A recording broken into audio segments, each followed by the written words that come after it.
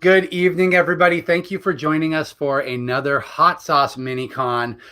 Online, of course, this year, but we're going to get back to it in 2022. We're going to do an in-store event so you can come down. The first one was amazing. For all of you who showed up, we had the place packed. We had street tacos available so you could sample stuff, buy stuff, get some food, and just enjoy your day. It was a wonderful, wonderful experience. I just didn't want to lose any momentum by skipping a year. So we're doing it here, and then mark your calendars for February. I'll give you a date as we get closer in 2022 for an in-store Hot Sauce Mini-Con. But our first guest today, two guests actually, are Maxine and Carlos of Maxine Super Salsa, which we have on the shelf and you guys have seen up there and some of you have purchased. Look at that. It's a nice fat can of this stuff or a bottle of this stuff.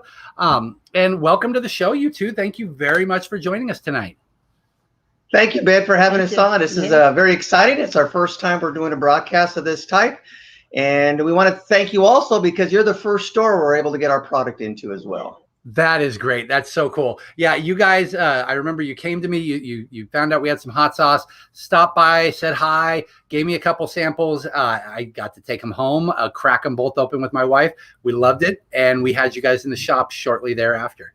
So that is absolutely fantastic. But let's find out a little bit about you guys then, because you haven't been, well, I don't think so. You said you haven't been doing this very long, correct? Go ahead, honey. You go ahead. Well, we started in 2019.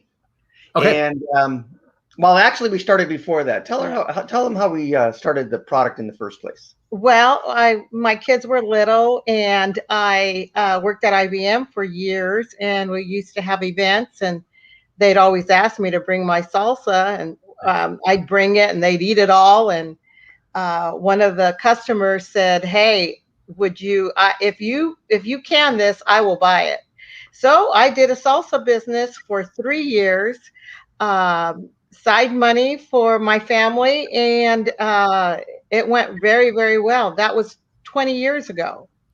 And then I put it on the shelf, and then our church, Real Life, asked us, the youth pastor, he said, "Will you sell your salsa to send our kids to summer camp?" And I said, "Yes, we would love to." So in 2 hours, we sold $500. That's amazing. Yeah.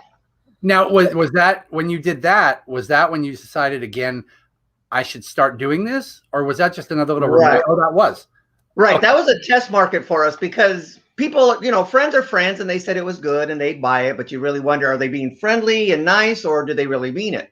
So when we're able to sell that to fellow churchgoers, that some we really didn't even know, and they enjoyed it and purchased it, then we said, "Hey, I think we have something here." So we went for now that product there was refrigerated. We made it fresh. We didn't have any canning process at that time.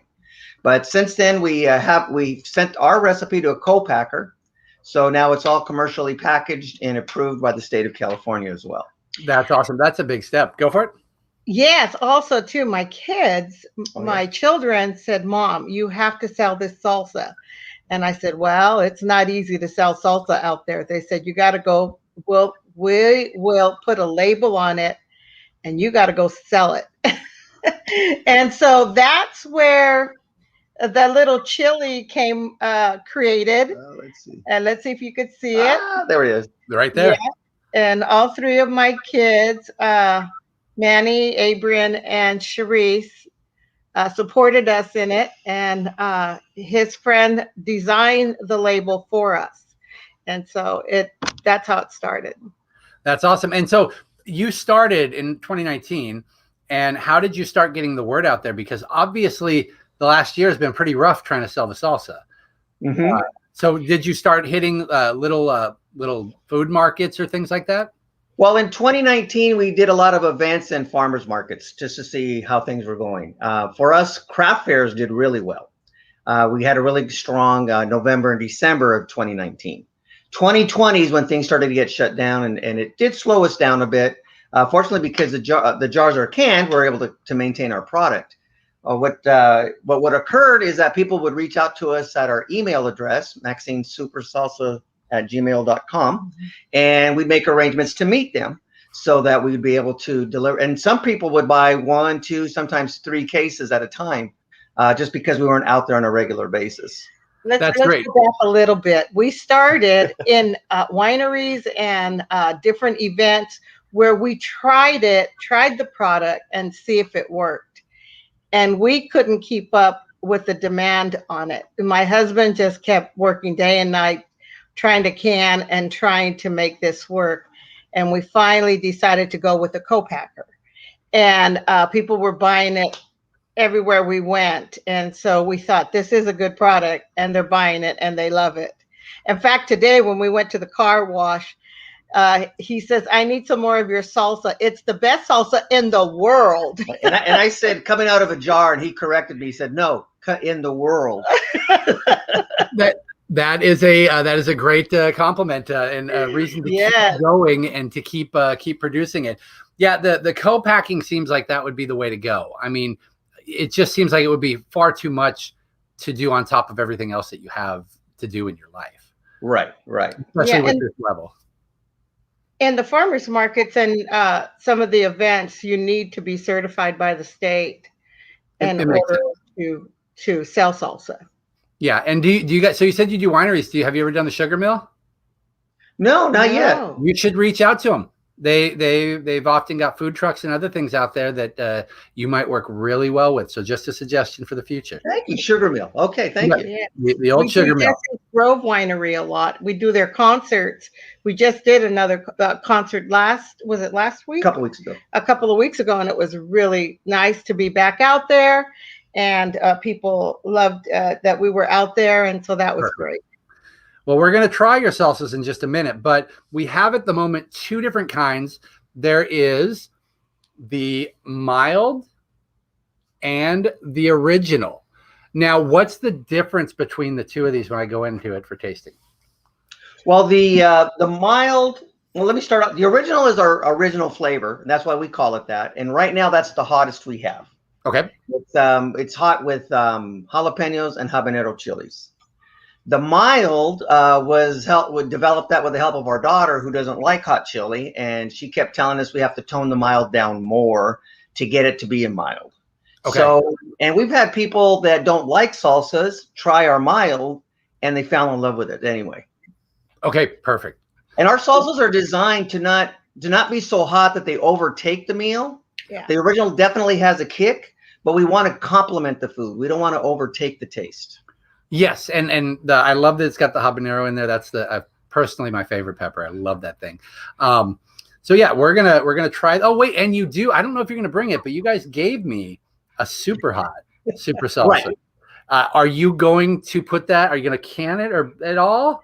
Yeah, we're looking at that. We're working on that right now to get that to the co-packer. And the secret in that one is we're added ghost peppers to the jalapenos and habaneros. Ooh, nice. So it's a slight level up. You're not destroying the palate when they eat the food. Right. Well, but it is hotter than the original. Carlos created that because people kept saying, "Do you have a hotter one?" And I'm like, "A hotter one?" You're like, and so we did sell it. I mean, we can't sell it. It's fresh. So, whoever privately that we knew, they would buy it from us, and okay. We still do that until we get it to the co-packer. Yes, and a good, obviously a good response. So you're going to take it to the co-packer. Yes, it is. It's a very good. So we really have 3 flavors, but 2 on the market. But 2 on the market right now. Okay.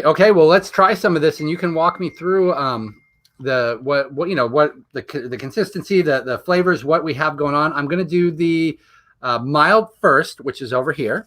Mm-hmm. So let's go ahead and see this, and I'll show everybody here on the chip. You can see the texture of it. Hold it up a little bit. You can see it's nice and thick. It's not falling off that chip at all. Mm-hmm. So let's go ahead and give it a shot. I love how I should give it a shot when I already know what it tastes like. But so tell me what I should be feeling on this one. Are you doing the original? Mild. The mild. You go ahead and tell me. The mild is definitely for flavor. It might have a kick for some people, but most people won't feel anything if they're a regular salsa eater. Yes. And it just adds flavor to the food. My wife likes to prepare it with taco meat. She'll stir it in with the meat when she's doing that. We sometimes put it in with a chicken in the slow cooker, which adds a flavor to it. A little spice, but not overwhelming like the original did. Yeah, I'm getting. Guacamole.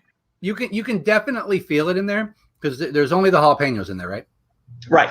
Yeah, so you can definitely feel it there. You know, it's got just a little bit. You've got pure flavor, salsa flavor, but then just a little bit of the heat that kind of sits at the back of my throat. Right. Right. So not bad at all, not overpowering. And we're generous with the cilantro, the onions, garlic. We're very generous with that as well, and that's what complements the flavor. That's awesome. Well, you know I like it because I brought it into the store. So let's go on to the original we got here, which is going to be a little bit hotter for us. And let's see here. All right. And again, same thing. You can see nice and thick. It's not falling off at all. So it's not watery. So and when you put it on your taco or whatever, it's not going to just drip straight through. You're just going to get a nice flavor right on top of there. And there's no preservatives added, no vinegar added, nothing like that as well. So what are the differences in the ingredients here? Basically, it's really the some of the ingredients are a little bit different, but it's just where we add more of the jalapenos and habaneros in the original. Okay. So yeah, Other than that, the ingredients are pretty much the same. It definitely has a little bit increase in the heat level, but it's not anything that like will stop me from just continuing to eat this bowl of chips. Maxine said she wanted to add something. Go ahead, huh? Yeah, the reason why I created this salsa in the first place is that everybody makes salsa. Most people make salsa, especially Hispanic people or Spanish people, or Anyways, I went to the store and there was just nothing that made me feel like I could buy this salsa every week when I go because I don't have time to cook it or make it in the kitchen. Yeah. So I thought, why can't I just create my own and can it? And that's how I started the salsa. Okay. Well, it clearly worked out very well. You can find it, of course, everybody, right here on the shelves at Empire's. When you're standing right there at the cash register, it's right across from you. It's a great price on the bottle on the entire thing. I believe, what is it, $7.99 for the entire thing, which is absolutely fantastic because you get a lot of it here. All made right here in Sacramento from our Sacramento residents, which is absolutely fantastic because we've got a lot of different stuff on there, but not a lot of actual Sacramento stuff. So you guys are one of the only ones up there, which is very nice. Excellent. Now, if you're watching this and you're not able to come into Empire's Comics Vault, go to their Facebook page, and then you can purchase it from that. And of course, sign up for the email so that they can add you to it and allow you to purchase it from there. How do they sign up for your email? Well, right now they just send us an email. We're going to work on that too, as far as putting an email list together and start gathering that, because we're unfortunately right now we're not able to. We don't have a website. We're working on a way to ship it, and once we do that, then we want to open up the website and start shipping it as well. Okay, that's perfect. So what you all want to do is go to their Facebook page. If you can pop that up on the screen, please, and send them a message. Take a peek at their products on there. They can go ahead. You can go ahead and order it from there or email them. And two quick little things here. Sal Manila's on there over there, and he says my favorite kind of salsa, not too hot, is what he means because he's a big baby. He just can't take it. But he also asked, what did he say? Is there a green chili salsa? Do you make anything like that? Not yet, but that is something we want to develop as well. Okay, so it's just something to put in your back of your mind and roll it around if you have something to do. But thank you two for joining us. I really appreciate it. Again, thank you for reaching out to me. Thank you for getting the salsa on the shelf. And everybody out there, go to their Facebook page, and when you're in the shop, check out what's on the shelf. We'll be right back with another creator.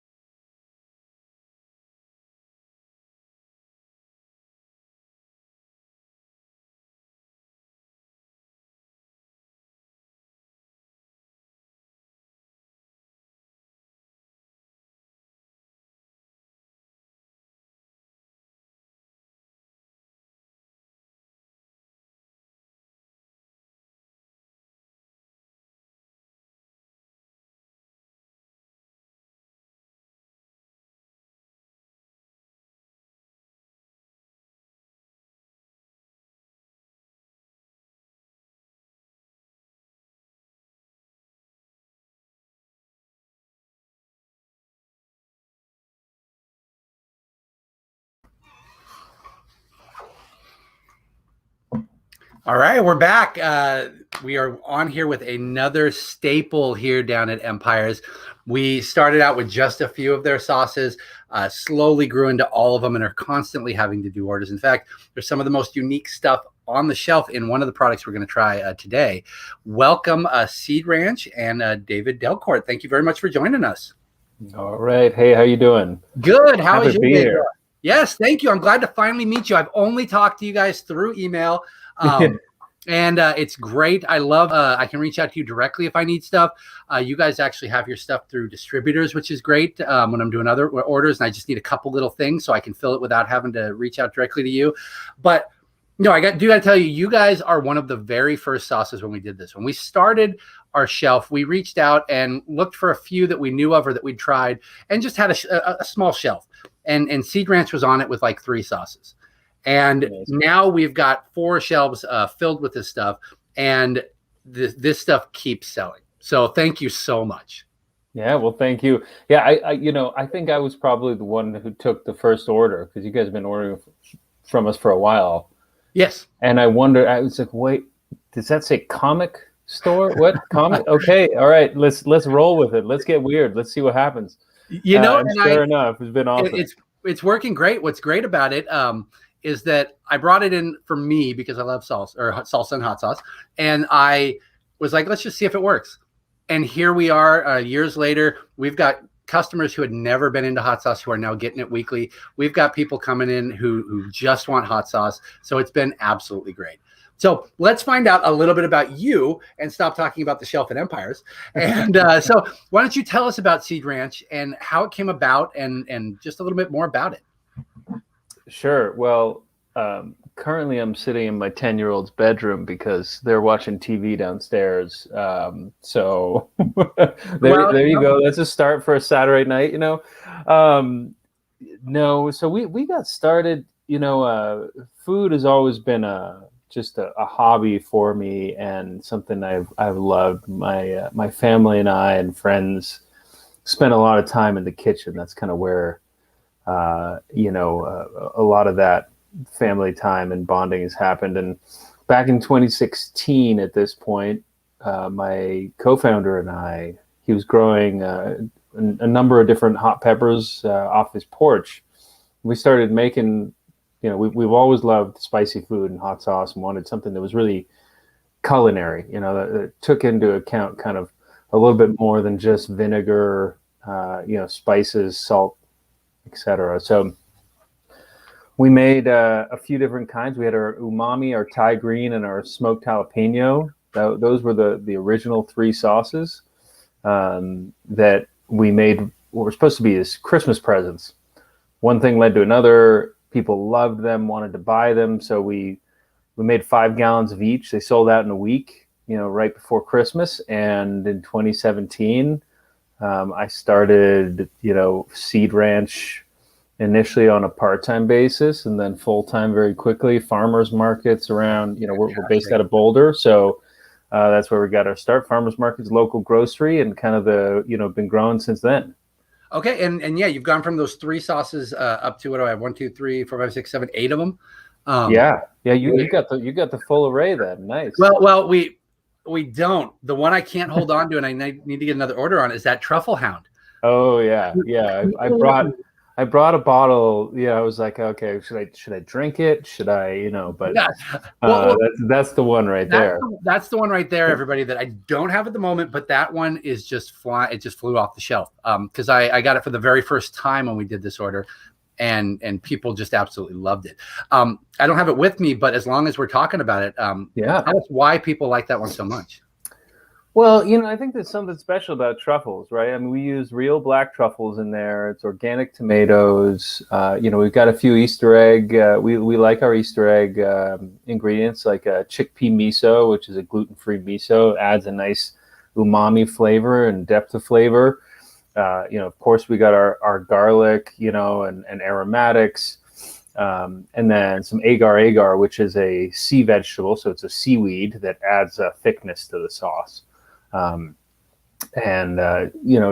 gave it a little sweetness with some dates. You know, we don't use any refined sugars across all of our sauces. And it was, you know, we I'd eaten truff a few times, and I thought, awesome concept for a product, a little too sweet for me myself. And so, we worked on this. I worked on it for about 6 months and came up with a formula that I liked. Had a local artist who did the hound on the front there, and the rest is history. And between us, it's become our bestseller. Nice. Online, it's become our bestseller virtually since the first month we launched it. That is great. So it's just something about it. The truffle, the logo too is pretty neat. It's very unique because it stands out from the rest of them. Yeah. But you've got quite a variety. I mean, you got 3 greens, you've got a couple smokies, one of 2 different degrees. And what I really want to talk about, and we're going to try the taco and the umami reserve, but what I'd like to talk about is the umami, because both the umami and the umami reserve are 2 of the biggest sellers. I mean, even outdoing Truffle Hound. I think Truffle Hound, people wanted to try it immediately. They are so unique. Like there is no other sauce up there that is quite like them. In fact, they have a very savory flavor to them, and they feel they've got almost like a nice little meaty flavor to it. Tell us about what the umami and that is, because you hit it on the nose with savory, right? Because umami is the I have a bottle of the original umami. Umami is the 5th taste, right? So we taste sweet, salty, sour, bitter, and umami. And umami is the way I like to think about it is craveability around savory food. So if you take a bite of something savory and you immediately want more, chances are there's some umami in there. So everything from miso soup to slow roasted pasta sauce, Parmesan cheese, those are all, umami, big umami flavors. And so everything we do is plant-based. And so from the beginning, we wanted to give that meaty flavor, but all from, plant sources. So oven dried olives, capers, kelp fronds, red miso, tamari, all those are these great cooking elements that I've used for a long time. When I was still a meat eater, and then when I was vegetarian, and then I've gone vegan since, and I've just used all those flavors, and they add so much to any dish, especially in cooking, right? Like we call it the umami everyday sauce. We don't call it a hot sauce anymore. It's not that spicy, right? Yeah. But what it does is it gives you that mouth rounding flavor without altering what you are actually cooking. So let's say you're making tacos, when you're making tacos, you still get all of that intense flavor that you want, but then it'll give it another depth, another layer, another kind of, it's like having a really big red wine that's got a lot of tannins, and it kind of coats your mouth that after you've had a sip of it, you can kind of still feel it. That's the umami magic, really, if you will. Now, you were talking about cooking with it. Do you cook more with the umami than just use it as a sauce? I do these days, and I'm not a crazy spicy guy, right? Like Dave's Insanity sauce was the first sauce that got me interested in spicy sauce. Before that, it was Texas Pete or Tabasco, in high school or whatever, and so that was kind of where I was topped out. And as you know from our sauces, we don't make any super crazy hots. The hottest we make are the hot Thai green, the reserve, and the smoky ghost, but all those are in a true hot for the hot sauce world. They're not extra hots. So the umami for me is in cooking. So I'll put a splash of umami. We also have a dry seasoning, an umami seasoning, in just about any savory dish I'm making. Doesn't matter if it's soup or breakfast or, pasta sauce, you throw that in there. And, my favorite example is store-bought pasta sauce. Store-bought pasta sauce is not meant to be life-changing pasta sauce, right? But throw a few, teaspoons of umami sauce in there, and all of a sudden it's like, oh, this character, this depth, this flavor, right? So. Okay, no, that's very interesting. We had a question. So for the umami, for another vegan, what kind of vegan tacos would you recommend using umami on? Do you know anything? Oh man, just about, I mean, just about anything. I mean, just a classic, bean taco kind of thing, or, I use a lot of, Impossible and Beyond meat, the replacements, and tastes great. It gives it that meaty taste, right?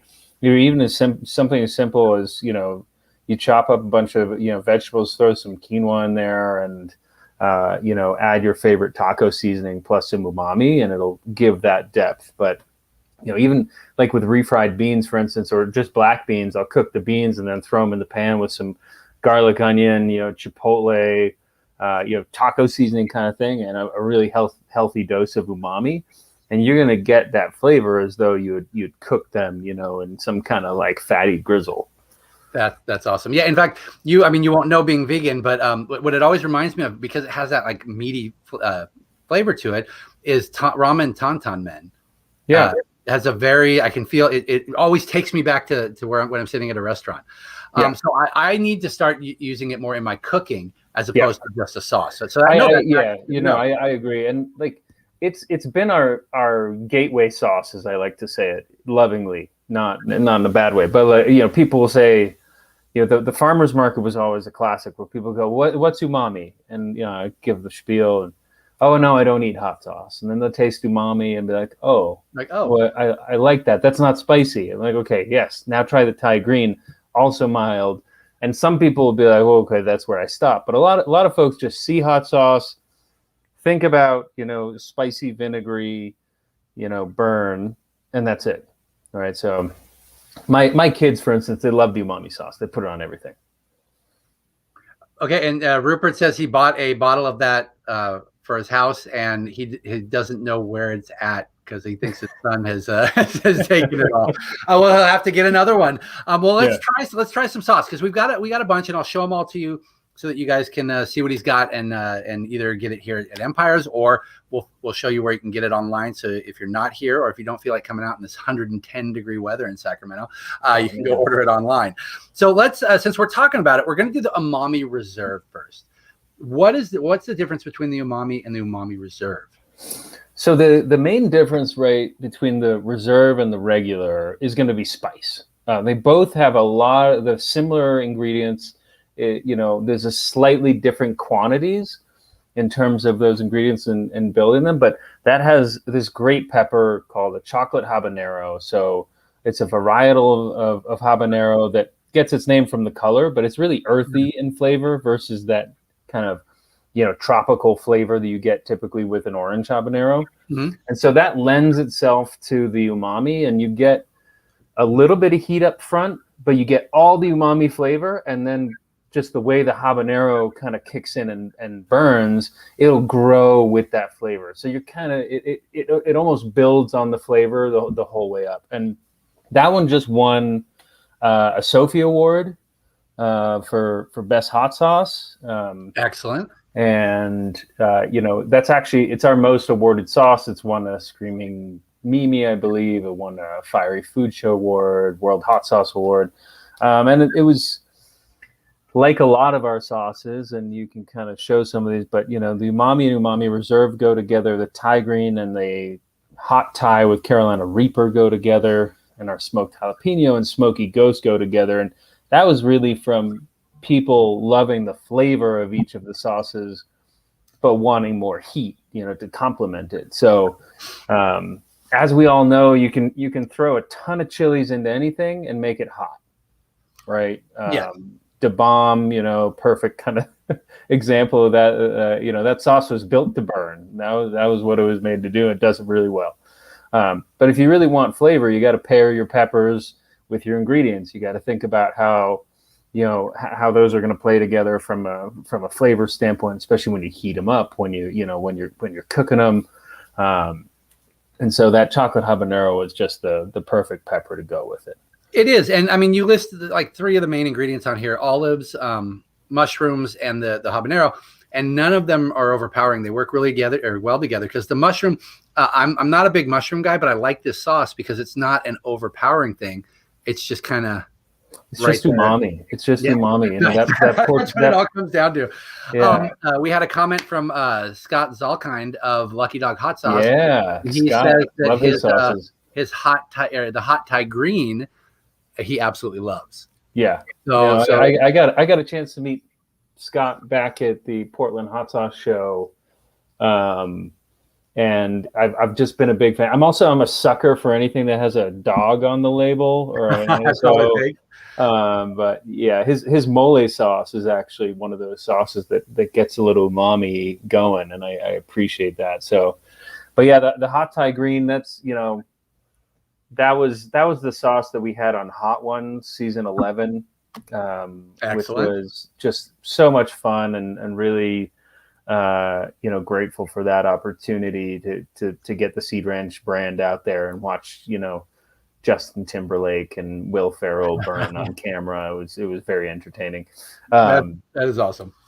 But yeah, that's a great sauce. And what I think, Ben, would be fun is if you pour the sauce, I will explain like the tasting notes.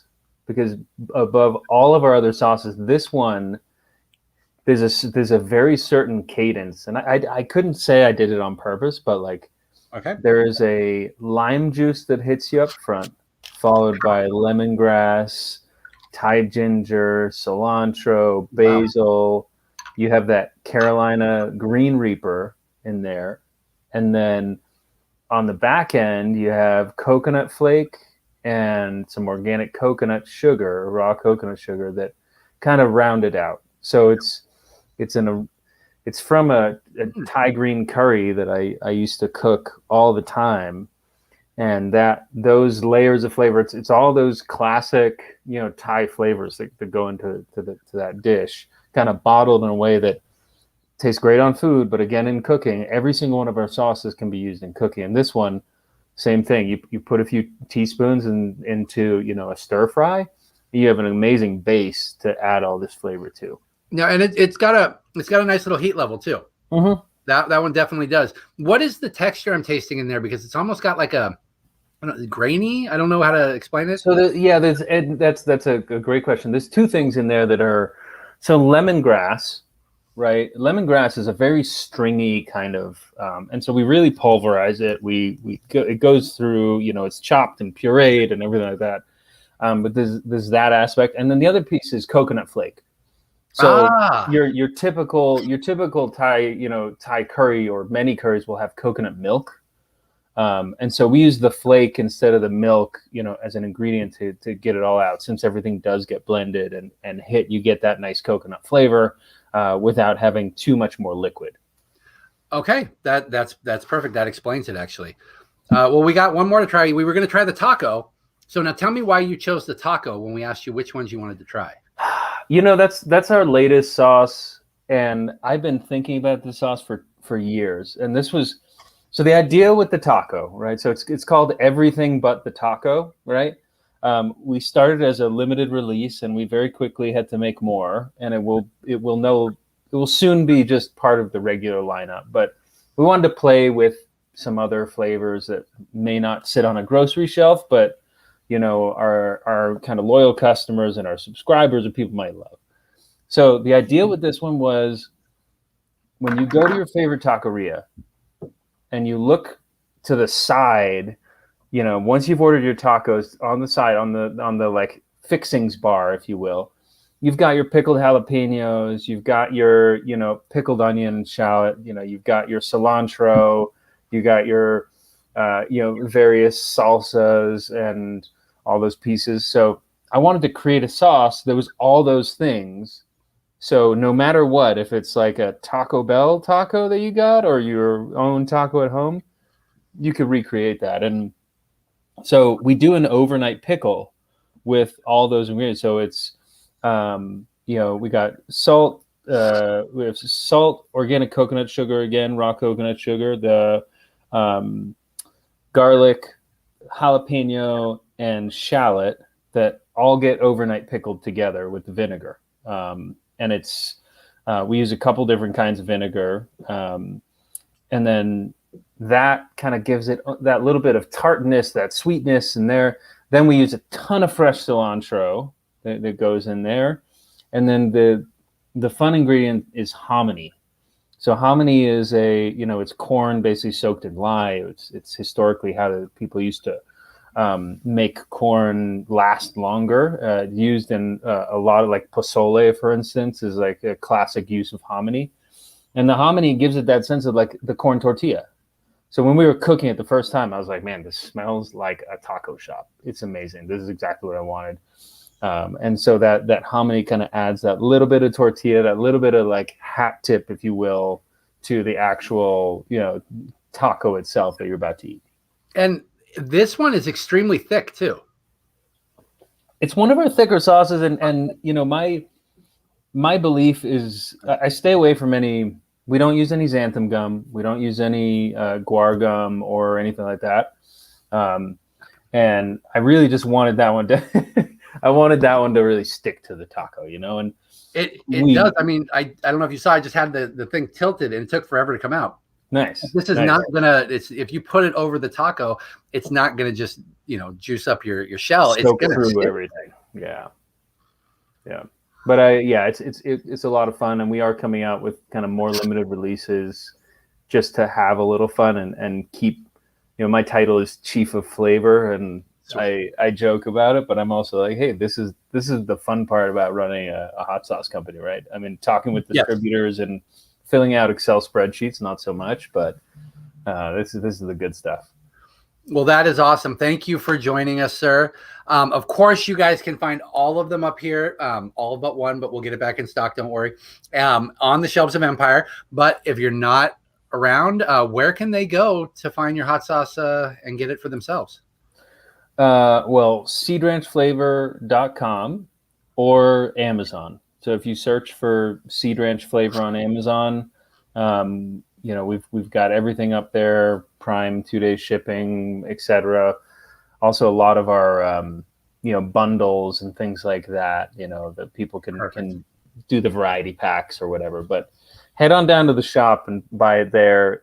Honestly, it's a better price too. Just coming from me. Nice. Well, thank you, sir.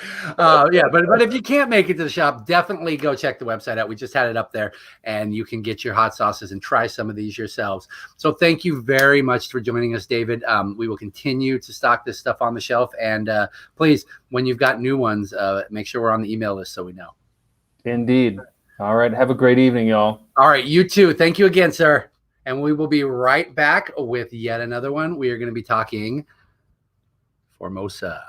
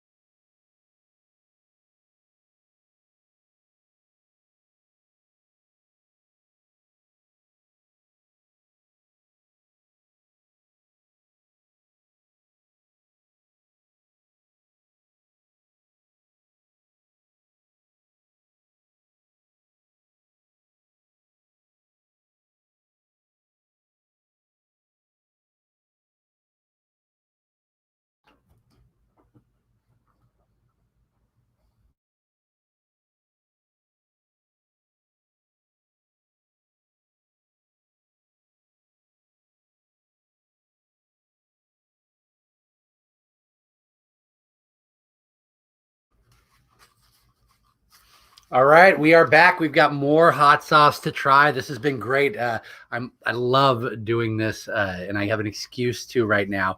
Now we have got Formosa with Julio Lopez coming down here not coming down here. We're doing it online to tell us about his brand and why this one is also extremely unique across the board. Welcome to the show, sir, and thank you so much for joining us. Thank you for having me. Yes, I get to meet you, face to face, even via video, right? Yes, exactly. This again, you just like I was talking with Seed Ranch when we started at the beginning, you were one of the first sauces that we got on the shelf, and it was an immediate love affair with myself and my customers because of the real unique nature of this sauce. Because it can also, it can border on a condiment. Like it's some thick sauce. Exactly. Yeah, we wanted to have something that it wasn't so runny, something that is vegan, gluten free, all natural hot sauce. But we wanted to be able to have a unique sauce where you can use it for cooking, you can use it for marinade, and you can use it as a regular hot sauce too. But we wanted, go ahead. Oh no, I was gonna say, and that's I do a lot of that with barbecue and marinade. I will use it as a coat and as a marinade, and it works perfect because it hangs on. It's so great. So we're gonna get to the sauces in a second. I want to meet you since we've been I've been getting sauce from you for a while, but I haven't actually got to talk with you. So I want to know how this got started, where your inspirations came from, and what made you just want to jump into this world. Well, I think everything started when I was a little kid. My mama, when I was like about 8, 9 years old, one day she said, every Sunday from now on, I'm going to show you how to cook. I'm going to show you how to wash your clothes and how to iron your clothes. As at 8 years old, I'm like, what? Why? Why? And her answer was, when you get married, you will find somebody you want them to be your maid or somebody because I come from a really macho place, and I want you to love that person for what she is. You know what I mean? Nice. So it was really cool, So we started learning how to cook on the weekends. Of course, when I was a kid, I didn't want to do it, and eventually, I met my estranged father, and he asked me to come to the United States when I was 14. Me thinking that I was going to school, but I ended up becoming a dishwasher. Next day after I came over. So from being a dishwasher, I became the prep cook. From the prep cook, I became the pantry cook, the saute cook, the Greek cook, sous chef, and I became the chef of the restaurant. And I ended up running 2 or 3 different restaurants, you know what I mean? And my love for cooking, comes from my mom, and almost all my family too. They love to cook, and I always wanted to have my own product, you know what I mean? So eventually, with my brother-in-law, a restaurant was started in Menlo Park, and the habanero sauce was sold there in a big molcajete. People would come and serve themselves, and people will buy like a little package and stuff like that. And it was just there until my brother-in-law passed. And one time I get a phone call and somebody tells me, "Hey, Julio, can you get us like 4 packs of the bottles of the hot sauce, and can you freeze it for us?" And I went freeze it. They came to pick it up. And I asked them, why freeze them? Because we have people who love them, and we send them with dry ice to New York, to Seattle. And I went like a ping. So I put like 28 bottles together, and I took it to the lab just to make sure to see what it was in there. And that's how the idea of bottling came from. Okay. So your beginning started out in the actual chef side, mm-hmm. and then picking hot sauce just came from that particular moment because you'd already been making it. Exactly. It came from it's like it's a family recipe that came from my brother-in-law's side from a little town called Aguililla, Michoacan. And then when he passed, I took the idea and I was like, well, we can do something better with the hot sauce after I got that phone call. And then we decided to bottle it. And at the same time, we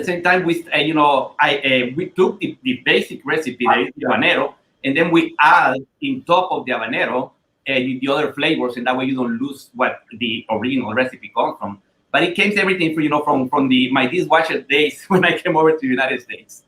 So then my question is, since it's an old family recipe, has it changed much? Was there some alterations, or is it the same? No, what happens if the habanero was always sold the same way in a molcajete, what we did only, we add to the original recipe. So if we want to do like the chipotle, we add in top of the recipe. So the base of the other flavors is always going to be the original one. Gotcha. Okay. And you've got 4 flavors right now. There's not one I'm missing, is there? No. Okay, good. Well, one is coming. It's going to be ready in a month or 2. Which one is that? We're debating. I have 2 flavors right now because, like the last one, there is the roasted pepper. It took me like 5 months to do the recipe. Now we're thinking about different kind of chiles right now. It can be the one that I wanna settle on, because we have 2 recipes right now, is going to be one that's gonna have some of the ghost chiles, because a lot of people are asking for more spicy one. And the other one that we're trying to decide on, if we're gonna get a mixture of just green chilies, you know what I mean? And we're talking jalapenos, all kind of different kind of habaneros and all kind of different stuff like that. Okay, I was wondering if you were going to go a little spicier, because we've got, I'll show the people what we've got here. We've got a chipotle right here.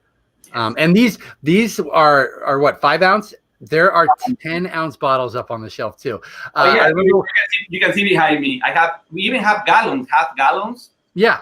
And we have 10 ounces, and we actually even have the travel packs for people who like to travel. They can actually, get this one and take it with them too, and they won't be taking a security too. That's great. I kid you not, just today, I sold, what was it? I'm looking at the shelf, a fire roasted and a habanero. And the guy came in and bought the 10 ounce. And he said he was on your website and he was going to pull the trigger on a gallon, but his wife was like, "What are you doing? We have to, that's way too much." He's like, "We're just 2 people." So he's like, "Fine, I'll go down to Empire's and get the 10 ounce. So we got the chipotle. We've got the habanero right here. That one is jalapeno, yeah. Or jalapeno, sorry. Jalapeno. And it's very nice. It's nice color coded, which is great. We've got the habanero right here, which is my favorite. Oh, that's awesome. That one is my absolute favorite. But I think what sells the most, at least here, is the fire roasted. Exactly. Roasted pepper, yeah. Is that kind of the one that dominates? Yeah, between the jalapeno and the roasted pepper, the roasted peppers, I decided to, people was asking for different flavors. So we came in and we got guajillo chile, we got pasillo chile, we got habanero, we have chipotles, and we smoke all those, and that's how we came up with that one. So that one is a lot of people using it for cooking too, like for Cajun cooking, for all kind of different stuff. But it's really, really hot. The roasted pepper and jalapeno, those are a lot of people who like something more mild, like the jalapeno, they can even use it as a dressing too, in some of the salads and stuff like that. Or if you're making guacamole, if you have any spices, you just grab Formosa, dump it in there, and you have guacamole ready to go too, because it has the cilantro, the cumin, all the different flavors coming in there too. Okay, we got Rupert says, "I was in a rib cook-off and I used it as my rub/binder and won first place." Oh, that's amazing! So that's great. People are using it for the cooking. So I think because of that, I need to open the roasted pepper so we can try it, and you can walk me through it. Of the other 3, which should I open so we can test them? I will say the jalapeno. Good. Okay. And if you rate if your favorite is the habanero, I will go with the chipotle. Oh, okay, fair enough. So let's do the roasted pepper here, and you can walk us through anything about this. See, as you can see, nice and thick right there. It is not one that's just going to pour out of the bottle quickly. Let's get some. Yeah, it's going to take a little while to come out. So basically that one, what you're going to find out that we grab all the peppers and we decided to roast them and smoke them too at the same time. And what we did, we wanted for people to have the hickory, to have the smokiness, to have, the after flavor too, and a little bit of tanginess too, because that one has the tanginess too because it has cilantro in it too, where we want people to have that aftertaste of all those 4 flavors. So when you finish eating, that flavor is going to linger in your mouth. Plus, you're going to get hit with a little bit of the heat afterwards too. So that was the idea of that one. Plus, I was looking for something where you can complement, like a Cajun food, any kind of, or when you're, roasting chicken, something that you can dip it on too. You know what I mean? So That was my original idea on that one. But mostly, I want people to confuse the palate with all the different flavors. You know what I mean? And at the end, feel the heat that is coming behind it. That's great. And here we go, guys. I'll show you the color there, and then just so you can see again, look how thick that is. It's not moving. Exactly. There we go. See, it's slowly going. In fact, and I'm going to ask you for some recommendations on what we should put these on. I have found that they also, as I said earlier, as a condiment, not only do they work on all the traditional stuff you might want to put your hot sauce on, they work great as a replacement for a mustard or something on a burger or hot dog or anything like that. Yeah, that's what we see a lot right now. A lot of people, and that's what we recommend people, when you're barbecuing, instead of putting ketchup or put anything like that, use the chipotle, use the roasted pepper as a ketchup, and you will see the difference, how your food is going to get elevated to the next level. Completely. Yeah, my God, the flavor on this one is really good. It's very unique too. Exactly. Yeah, people get confused and they're like, what is it? What is, because we combine, guajillo chiles, all kind of different all these chiles in there, the habanero, the jalapenos, everything is roasted, so that's the one. All right, well, people love it. I'm gonna get greedy there and take a little bit out of there. Go ahead. So I don't waste it. Well then, perfect. Let's go on to the jalapeno. The jalapeno, what we wanted to do is for people who doesn't like really spicy, but wants to have the freshness of a hot sauce. That one has cilantro in it. It has all these fresh, and it has roasted jalapenos. It has fresh jalapenos too. And what happened with that one, when you taste it, you can feel the freshness and the cilantro will give you this tanginess in the background, where anything that you used to put like a lemon. Let's say if you're eating tacos, a lot of people put lemon on it. With our sauce, you don't need to put lemon anymore because it has the tanginess that comes with that too.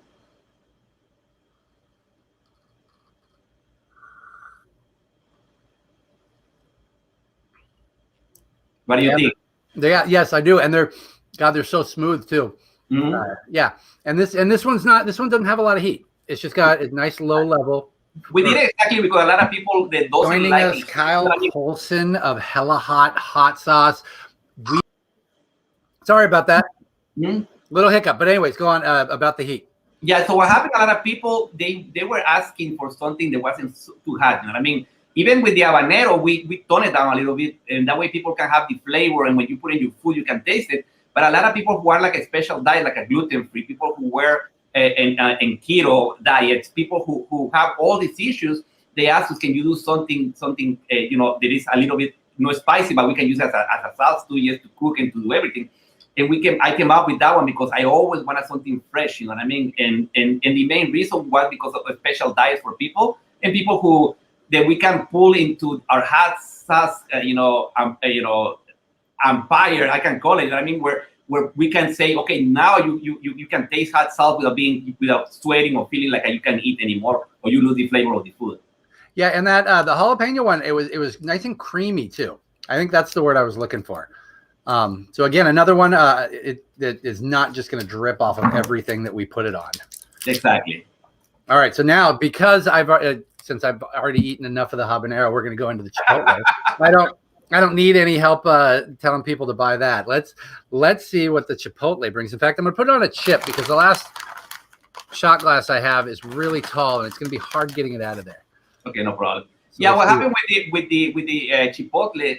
I wanted to, that's why we use it for a lot of marinade, and we use it for we want the hickory flavor on that one. What we did, you know what I mean? We added with the habanero, we add the combination of the habaneros, the chipotle, and all those and different kind of peppers and spices too. But we wanted for people to have that hickory taste. So when they're barbecuing, when they're eating a hamburger, when they're eating a hot dog, they can replace the ketchup or anything that they used to use with the chipotle.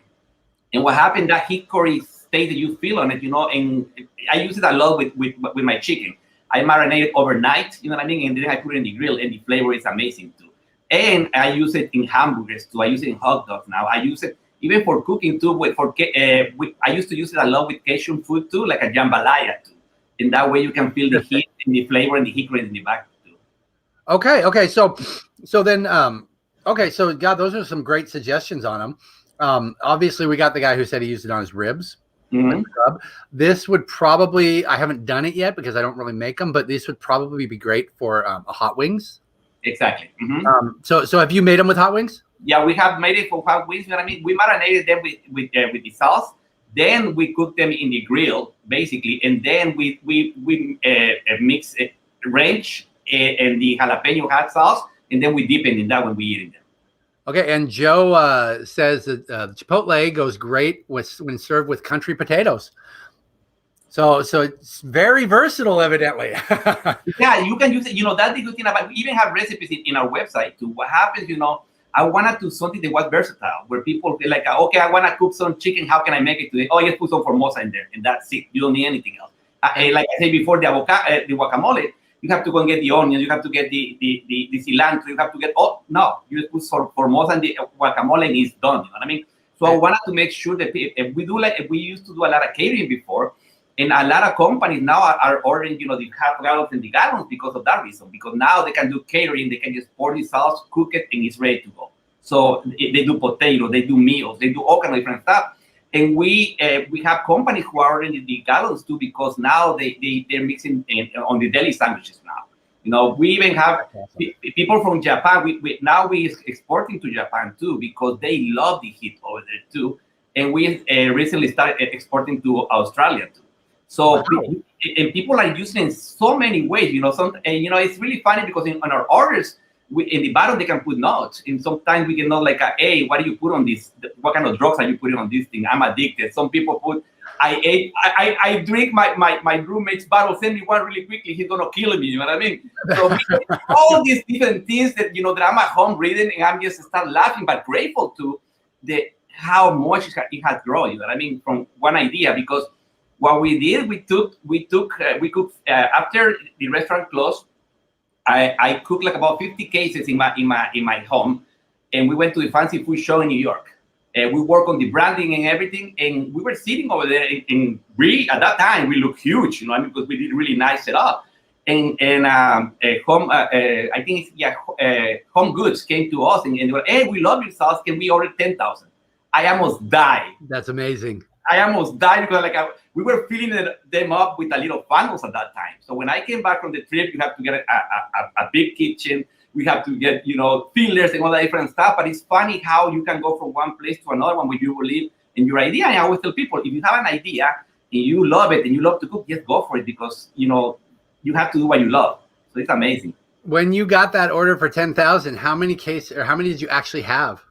I only had the 50 cases that I took to the fancy food show. I didn't have anything. I was cooking from home. So we come back, and you should have seen that. I have to go and buy maybe like a 1,000, no, even like about 800 little funnels. Mm-hmm. And we were filling those bottles with a pitcher, you know, and by hand. 2 days before the order was supposed to be go out, we finished like about 4 o'clock in the morning. Oh my God. That must have been stressful because you didn't want to miss that. Not on an opportunity like that. That's how everything got up. And then you get used to, you know, a lot of people told us, hey, are you going to go with a co-packer? No, we won't do that because we don't want to jeopardize the flavors, anything that we put in a hot sauce. And we hear a lot of really bad stories where people, they use really cheap stuff, or they don't use the right condiment or anything like that. So our sauce, we cook it, we blend it, we fill it, we label it, we seal it. And we even hang the tags, you know what I mean, ourselves. It's a family business. And we keep on growing, and we keep on adding more family members to work for at the kitchen. But we really want to keep the flavors the same, and we don't want them to change, you know, when people try our hot sauce, for sure. Now, where are you guys out of? We're right now, we just moved from San Jose to Milpitas into a new location, but our kitchen is in Campbell. So everything is coming out of Milpitas, California right now. Okay, perfect. Now, have you ever thought, now that you've got all the sauces and things are going, have you ever thought about going back into the food industry and maybe opening a little restaurant associated with everything? You know something, I love cooking, but I know how a restaurant is a 7 days a week you know, deal. And I was a chef for 3 different restaurants. I did a lot of cooking in the last restaurant too. And I have a lot of another businesses that I'm running at the same time that I love to do too. So what happens, you know, I go like, no, I prefer to yes, Formosa is my baby, you know what I mean? And I was like, we just gonna keep on growing it slowly, but we wanna keep, the flavor and everything. But it's been a really great ride, to be honest with you. Well, that's awesome. That is awesome. Well, the sauces do great here. Which is absolutely fantastic. Speaking of those 10 ounces, we'd been stocking the small ones for years. And then I shot you an email and I was like, oh, I'll take, this and this. And you're like, so do you want it in the 5 or 10? And I was like, oh my God, they make it in 10? And I think my customers have had the same reaction, man. There's some of them have just been like, is that what I think it is? So no, thank you very much for that, because that was a great addition. And thank you for definitely being part of Empires and being on the wall. And like when we reached out to you, immediately you were like, let's do this. Let's put our stuff in a comic shop, just like the last gentleman was saying. So yeah, it was amazing. I tell you, and I had the same reaction. I saw an email and I was like, Empire Comics? I was like, how? You know what I mean? And then I was like, oh no, let's go with it. And honestly, I tell you too, I'm glad that we partner up, you know what I mean, and we're doing this together. But it's thank you for really doing business with us. You know what I mean? No, thank you. I appreciate it. And I always appreciate you guys stocking my shelves for me. So you can, of course, find Formosa on the shelf here, the 5 and 10 ounce with the 4 varieties. We've got them all in stock. If you're not in Sacramento, or you don't want to leave during this 110-degree weather here, then you can go to formosasauce.com and you can get all of your needs right there. And of course, follow them on social media. When you get it, tag them, let them know what you're using it on, and because as he said, he always likes the little comments. So please hit him up. And thank you very much, Julio, for joining us. And we will talk to you soon.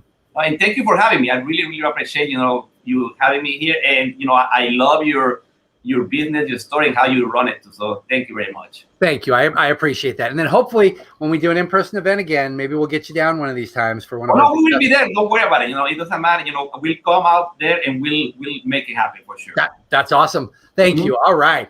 Well, we will be right back with Hella Hot Sauce with Mr. Colson. Now, this next one is a pre-recorded. He couldn't make it tonight, but we wanted to make sure we talked to him. He's from Santa Cruz, and he's got 4 sauces on the shelf right now. Very band-centric. Really nice guy.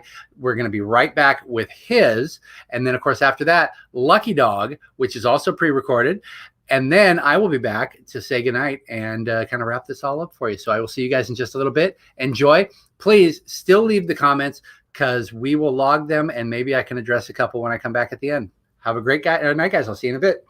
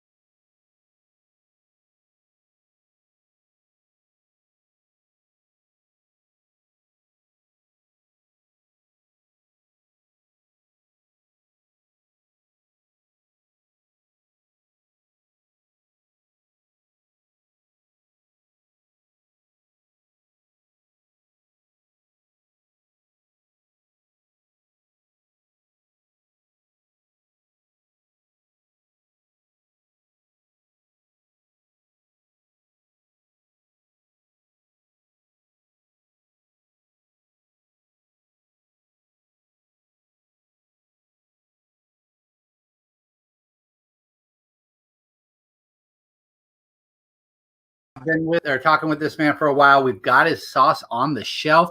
We are going to hopefully get him down here for an in-person mini con for hot sauce in 2022 when things are back to normal. But thank you very much for joining us today for our 2021 online hot sauce mini con.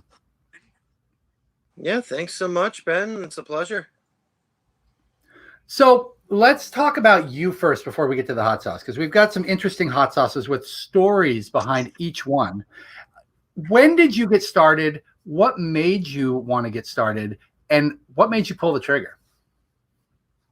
Let's see. My wife and I, we've been married for 10 years now, but when we were dating, we were living together and had, like almost a whole door of hot sauce. And we were collecting them from wherever we travel. restaurants to anywhere that had their own homemade stuff or something different that we've never had, because her father's from Panama. So we actually still get hot sauce from the Panama Canal area, which I believe it comes in from Colombia. And it's a different, like, Scotch bonnet kind of sauce, a little mustardy. It's really good. We always ask for it from family whenever we're able to get it. But so it's been one of those adventures of I just enjoying heat and traveling and getting to try different stuff. And then at a certain point, we looked at each other. I was like, well, I think we could do this. Let's try it. And for a little while, we were making different stuff. We actually make hot sauce, our jalapeno cucumber hot sauce. That was probably the second recipe I actually ever wrote. And that was around, 2014. So we've been doing it for a little while now. And I don't know. After getting into making some unique stuff, we kind of were like, well, let's try it and see. So I started looking into different laws of producing low acidified food in California, and looked for commercial kitchen, and we were all trying to find the right place in San Jose. And one random occasion, we were at a concert, and our friend at that time owned Psycho Donuts, which is a really predominant known donut shop in the area, like Voodoo Donuts in Oregon. And it's the wild, wacky, crazy donut shop where the girls are dressed up as nurses and check your temperature, and it's Oh, they were ahead of their time really with that, wacky. checking the temperature. Oh yeah, totally, right. It was really a unique experience whenever you go to Psycho Donuts. So he's like, well, we have a commercial kitchen, and I'd be more willing to rent the space to you guys. So then we went into that and started in Campbell, and was actually selling a cold hot sauce at that time, because I had my one license, and I was reaching to get my cannery in the state, and it was a transit period per se, and it was rough trying to sell a cold product. We did it for a little while, and then just kind of proceeded and kept on pushing and pushing, and now we've been doing it for a while, and everything's hand bottled by my wife and I write all the recipes. We do all the marketing, distribution, social media, everything. Everything's in house between her and I. So it's a family owned and operated establishment. Small batch. Everything's unique. We do a lot of different collaborations. So it's been an adventure per se throughout all this. And I mean, God, yeah, if you guys are doing all of it yourself, the two of you, that's absolutely intense, because it's not, I mean, it's everything from doing the recipes, putting it together, brewing it, I'm not sure what you call it, bottling it, marketing it, the entire deal. What I do have one quick question is, what is a cold sauce versus what you do now? Well, we were actually having to sell it cold because it wasn't canned and through the state. Everything was pH tested, everything was made according to, but we just had to get into that other step per se to get our cannery license through the state. And now everything's check marked through every which way it can be through the state. And it's a beautiful thing in one way. It was a lot of work, a lot of dedication, a lot of drive on my end to be able to make it happen. And then we actually started off at the California Hot Sauce Expo in Long Beach. Geez, I don't even know when Steve was throwing that, but that was I guess a marker for events for us, as like even selling a cold sauce. We went and everything had to be at a certain temperature. Even when we were sampling it, it had to be at a certain temperature. So I actually designed through our Tap Plastics shop here a cold box to hold all of our samples. So then the health inspector could test our water or ice water per se to make sure that the samples were correct. So it's been a lot of different hoops to jump through, but we're here and we're doing it. That's awesome. Yeah. And I imagine, yeah, that's got to be really hard to sell a cold sauce because you have to be on hand all the time. It can't be something like here at Empires where we put it on the shelf. I can't keep it in my fridge and tell everybody, hey, I got another one in the back. You gotta trust me. So that must have been so really. I was even setting up fridges. Yeah, I was starting to set up mini fridges at locations just to be able to sell it at stores. Like at Psycho Donuts, we had our own, branded little mini fridge for people to go and pick up sauce. Okay, so you made it work. You did what you had to get to the next level. And now we've got all these sauces that are on just they can sit on the shelf until somebody opens it and then use it freely. Let's go into talking about some of the sauces I have in front of me. Into talking about what now? Some of the sauces I have in front of me, so we can do some tasting. Okay, cool. Yeah. All right. What do you start with? Do you want to start with the sugar tea since that's the mildest? Yes, I was going to ask you to walk me through it. So that is the Sprinkle Me Good sweet and spicy hot sauce, which it says made with real cane sugar and natural ingredients, and it's a green sauce. Everybody. Yeah, we did that for Sugar Tea of the Click. She is a rapper. She's actually E40's sister. The Click was a family hip hop group out of Vallejo, and she's more or less a queen of hip hop and entrepreneur. And I'm a big hip hop fan, so I reached out to her, and we worked on this recipe together. And she wanted it to be a mild, everyday kind of thing to where you could use it on anything and everything. Nothing blow you away, but there is a little bit of heat. It's more flavor forward. Now, what's the main pepper in here? Because I see habanero on the list. Yeah, there's habanero, and I believe it's serrano. I don't have any of the ingredient list in front of me, but it's a tomatillo, sugarcane syrup I got out of New Orleans that I really like, and trying to think what oranges are in there as well, so that's other sweetness. I was going to say there's a little bit of sweetness in there, and it's got a thicker texture than some of the other sauces. It's got little chunks in there, like not all the way to salsa. That's more pulpiness, yeah. Totally, dude. Now, is that the orange, or is that the peppers, or everything? I think it's everything that kind of maturated. The oranges, I tend to use the whole orange because I like to have the benefits of using the pulp and the fiber and all that stuff. But yeah, I think it's that, and I'm trying to think what else is in there that may have chunked that guy up. I think it's really the orange and maybe the tomatillo. But what do you think of that one? So, I like the fact that it didn't have a lot of sweetness because I don't necessarily want sweetness on everything I eat on a daily basis. So it's got a really, really mild sweetness. The chunks were super unique. And I like the fact that there was a little bit of heat, but it wasn't much. And it just kind of builds its way up. So it doesn't like detract from what I would be eating.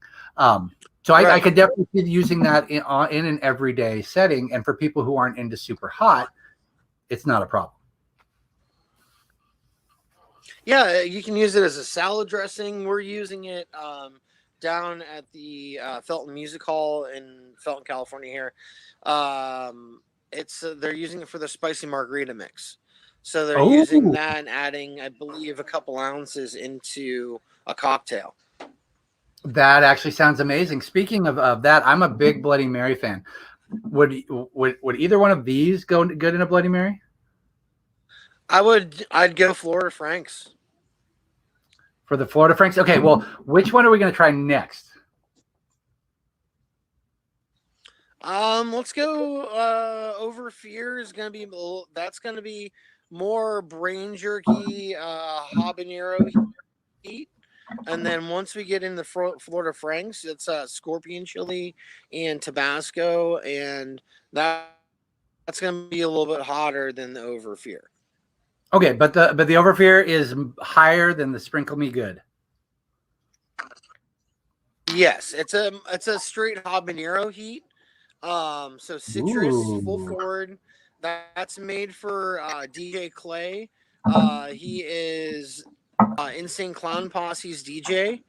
So and now Clay has his own record company, AR, and he's got his own artist, and he's another entrepreneur DJ out of Detroit. And I'm a fan, and I reach out to him in Las Vegas backstage during a Circus Sideshow event, and reached out to him maybe a year later, and we created the Over Fear, and he wanted a citrus habanero sauce for chicken wings, or for more of a wing sauce is what he really wanted, but it turned out to work versatile with pork or steak or pretty much anything. This stuff's really good. Yeah, no, and this one is nice and thick too. Definitely the heat level. That's the citrus. That's got to be that pulp. Yeah, and it's in the heat level is definitely up on this. It's hot. Is it habanero? Yeah, it's a habanero. Yeah, because you can definitely taste the habanero in there, and habanero I think is I love it. It's a baseline for me. It's just perfect pepper. Now, so what do you when you do these for? It's a good flavor. It's a really good tasty chili pepper. Yes, it is. When you do these for the bands, do you do anything? I mean, is it just? I mean, it's in collaboration. Do you like sell it with them when they're doing shows, or it? Yeah. I've done I don't know how many live concerts been with the band Ghoul. I'll work the merchandise booth while the band's on stage, and then I'll be selling hot sauce and selling their merchandise. It's a blast, man. Ghoul is one of the first bands that we started to do a collaboration with, and they've become more or less like family and friends, and they're just amazing people. Okay, nice. No, this the Overfear is definitely got some heat, people, but it's not in like one you can't take. It just has a nice feel that it builds in your mouth. Now, the next one, with the one that you said would probably be the one that's preferable for Bloody Marys, is the Florida Heat Hella Hot Sauce. And tell us about this, because this is also another band, correct? Yeah. I'm a big concert goer, big music guy. My whole life's been kind of a music influenced. My brother took me to concerts as a kid and got me addicted to live music, and so here we are making collaborations with bands, which is a beautiful thing for me as being a fan. So the Florida Franks is made for Florida Frank of the Big Hate Breed. And how'd you hook up with them? I was at a concert. I actually reached out to them via social media. They were doing a beer and doing a launch of that. So I asked to see if they'd be interested in doing a hot sauce. And a couple of guys in the band were hot sauce guys. And Frank is the hot sauce guy out of the band. And it's been doing really well. Frank has it on his website. We sell it. We get it on the shelf wherever we can. And he's getting, I believe, to get ready to go on tour here really soon. The band released a new album a couple months back, and it's really exciting. No, that is nice. And again, another thick one. I really like the thick because I can put it on something like a taco or even a burrito or whatever, and it's not going to soak through. And it doesn't fall off. Yeah, it doesn't fall off. And nice and thick. A couple of things are a little thinner, but things tend to go on the thicker side with us, because I don't use any preservatives or anything. Oh no, is there a reason? Just preference. You know, Okay. I'd rather use anything natural I can to be able to lower my pH and make things stable. And I see why you've got the flaming alligator, because it was scorpion powder in here. So this one is definitely a notch up. Definitely a notch up. It is a little notch up. Mm-hmm. And the art on that label was done by the artist Craig Holloway. He did the artwork for Agnostic Front for their album cover art Warriors. And Frank is a buddy of Agnostic Front's, and he got Craig to do the artwork, which was mind-blowing. And that's supposed to be Florida Frank as alligator, and has all his tattoos, and fire. it's pretty awesome. Yeah, It is. and Frank's in like the Cocoa Beach area, so it goes with the vibe of the beach and the whole nine. And it's pretty awesome.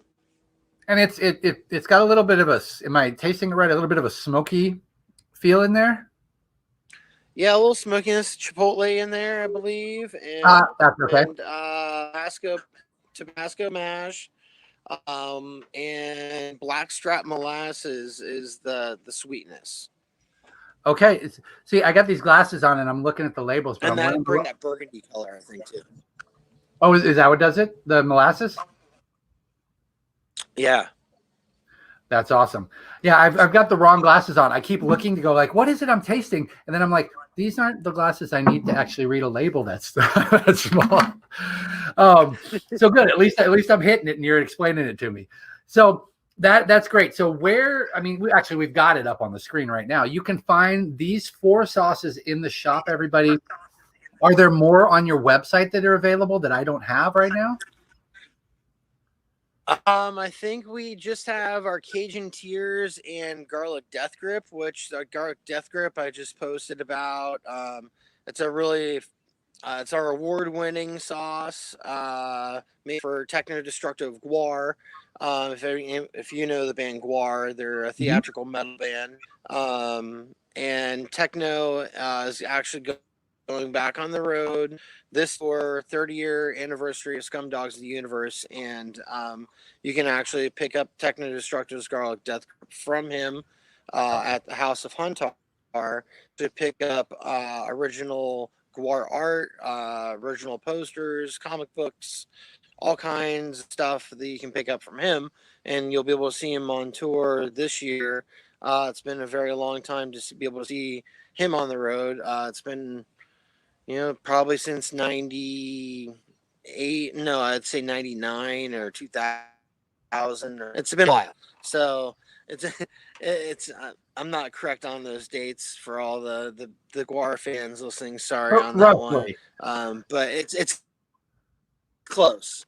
But yeah, Techno and Garth Group, we have a little bit of, and that goes really fast. It's D'Lo Brown, the WWE wrestler, just bought a bunch, and everybody else tends to kind of go for our garlic, our brain jerk, and a couple sauces, and then we're always bringing out new collaborations, which I've got, I think, 4 or 5 new ones coming out soon. Very nice. Very cool. You are staying busy. That is for sure. So thank you for joining us. We really appreciate it. Thank you for walking me through some of these sauces. I think at the end of the day, I'm going to go with this one. I like the heat level. I like the fact that I could still taste what's in it, but I like the fact that it lingered and I could feel it on my lips a little bit. It didn't detract from the taste that I had in my mouth, but just that little residue of heat that stayed with me. So I think I'm going with the Florida for sure. And then hopefully we can get you in here when we do another in-person Hot Sauce Minicon in 2022. So thank you very much, Kyle Colson. Excellent. Keep making the great sauce, and we will be right back with another interview.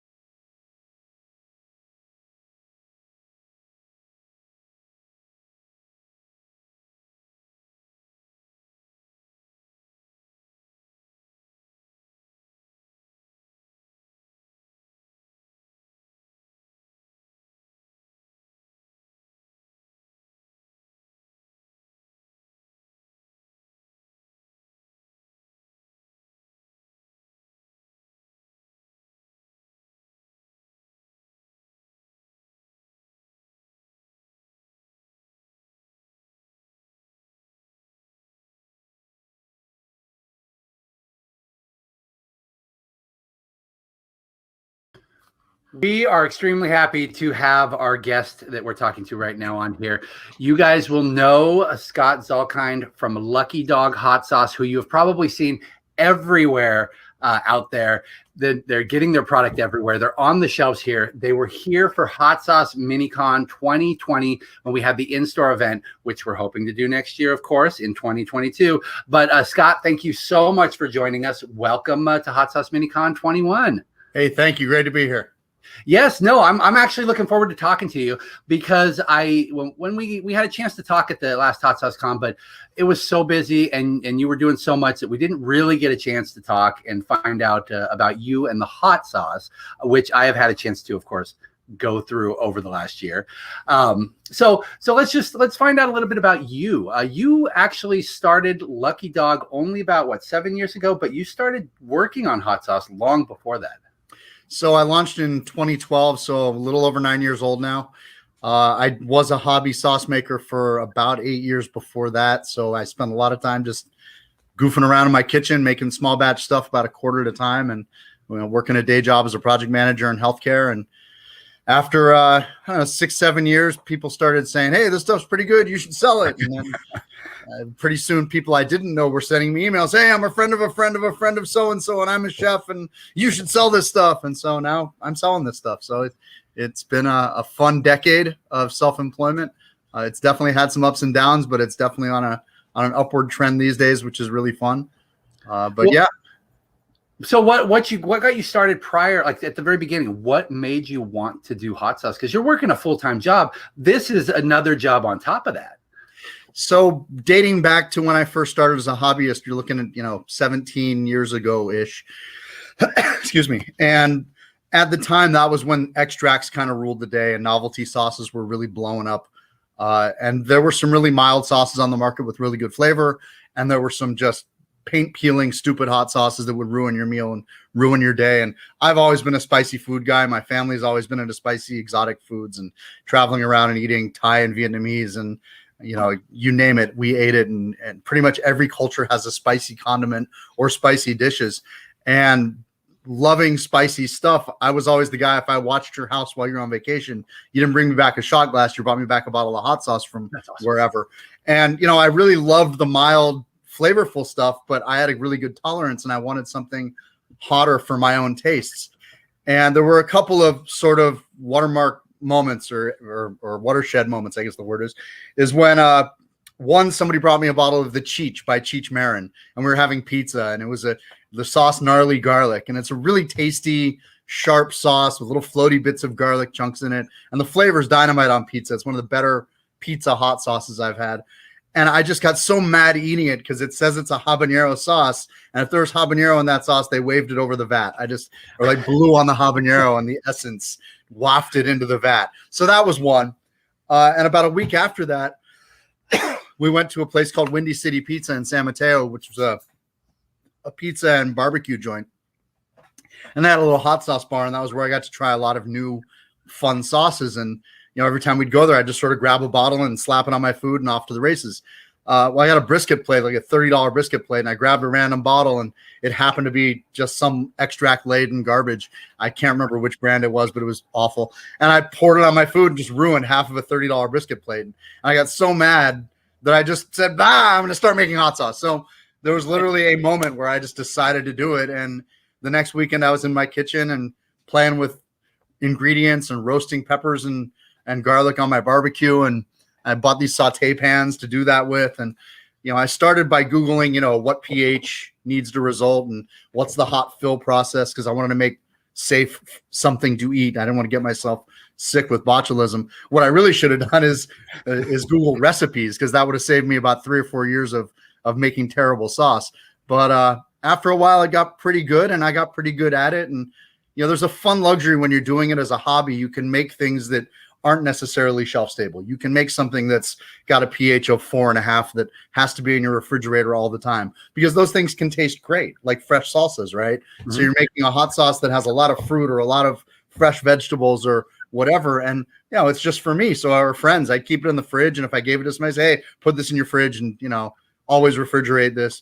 But then over time, I started lowering the pH, raising the acids up a little bit, finding that balance for more shelf stable products. And good thing I did, because years later that was what I ended up launching with. That's awesome. And then, I mean, to take the leap, was that something that, to go from a hobby to making this your full time, did you go into the industry while retaining your job, or did you go full bore and just start doing it? A little of both. For 6 months or so, I had hot sauce as a side gig while I worked, 78 hours a week as a project manager. I was at Kaiser Permanente for 12 years. So I was a senior PM3 there. And, I didn't want to necessarily just pull the ripcord and jump in, because I wanted to kind of market test, see how people liked my product. I knew friends and family liked it. I knew friends of friends liked it. That doesn't mean you're going to make a living at it. And I didn't really do that for a couple years anyway. So I was trying to figure out after about 6 months, geez, I'm never going to be focused on project management if I'm trying to make hot sauce and sell hot sauce professionally. And I'm never going to be able to blow up this hot sauce thing or even get a foothold if I'm only doing it 2 days a week, working on the weekends. And at the time, that was 6 months of working, 7 days a week. I'd put in 70 hours as a project manager, and I put in Saturday, Sunday at the farmer's market.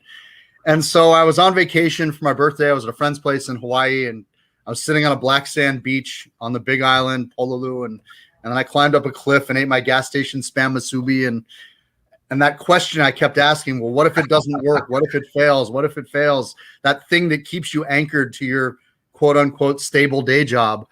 The answer came pretty clear. Just, if it doesn't work, screw it. I'll get another job. Right.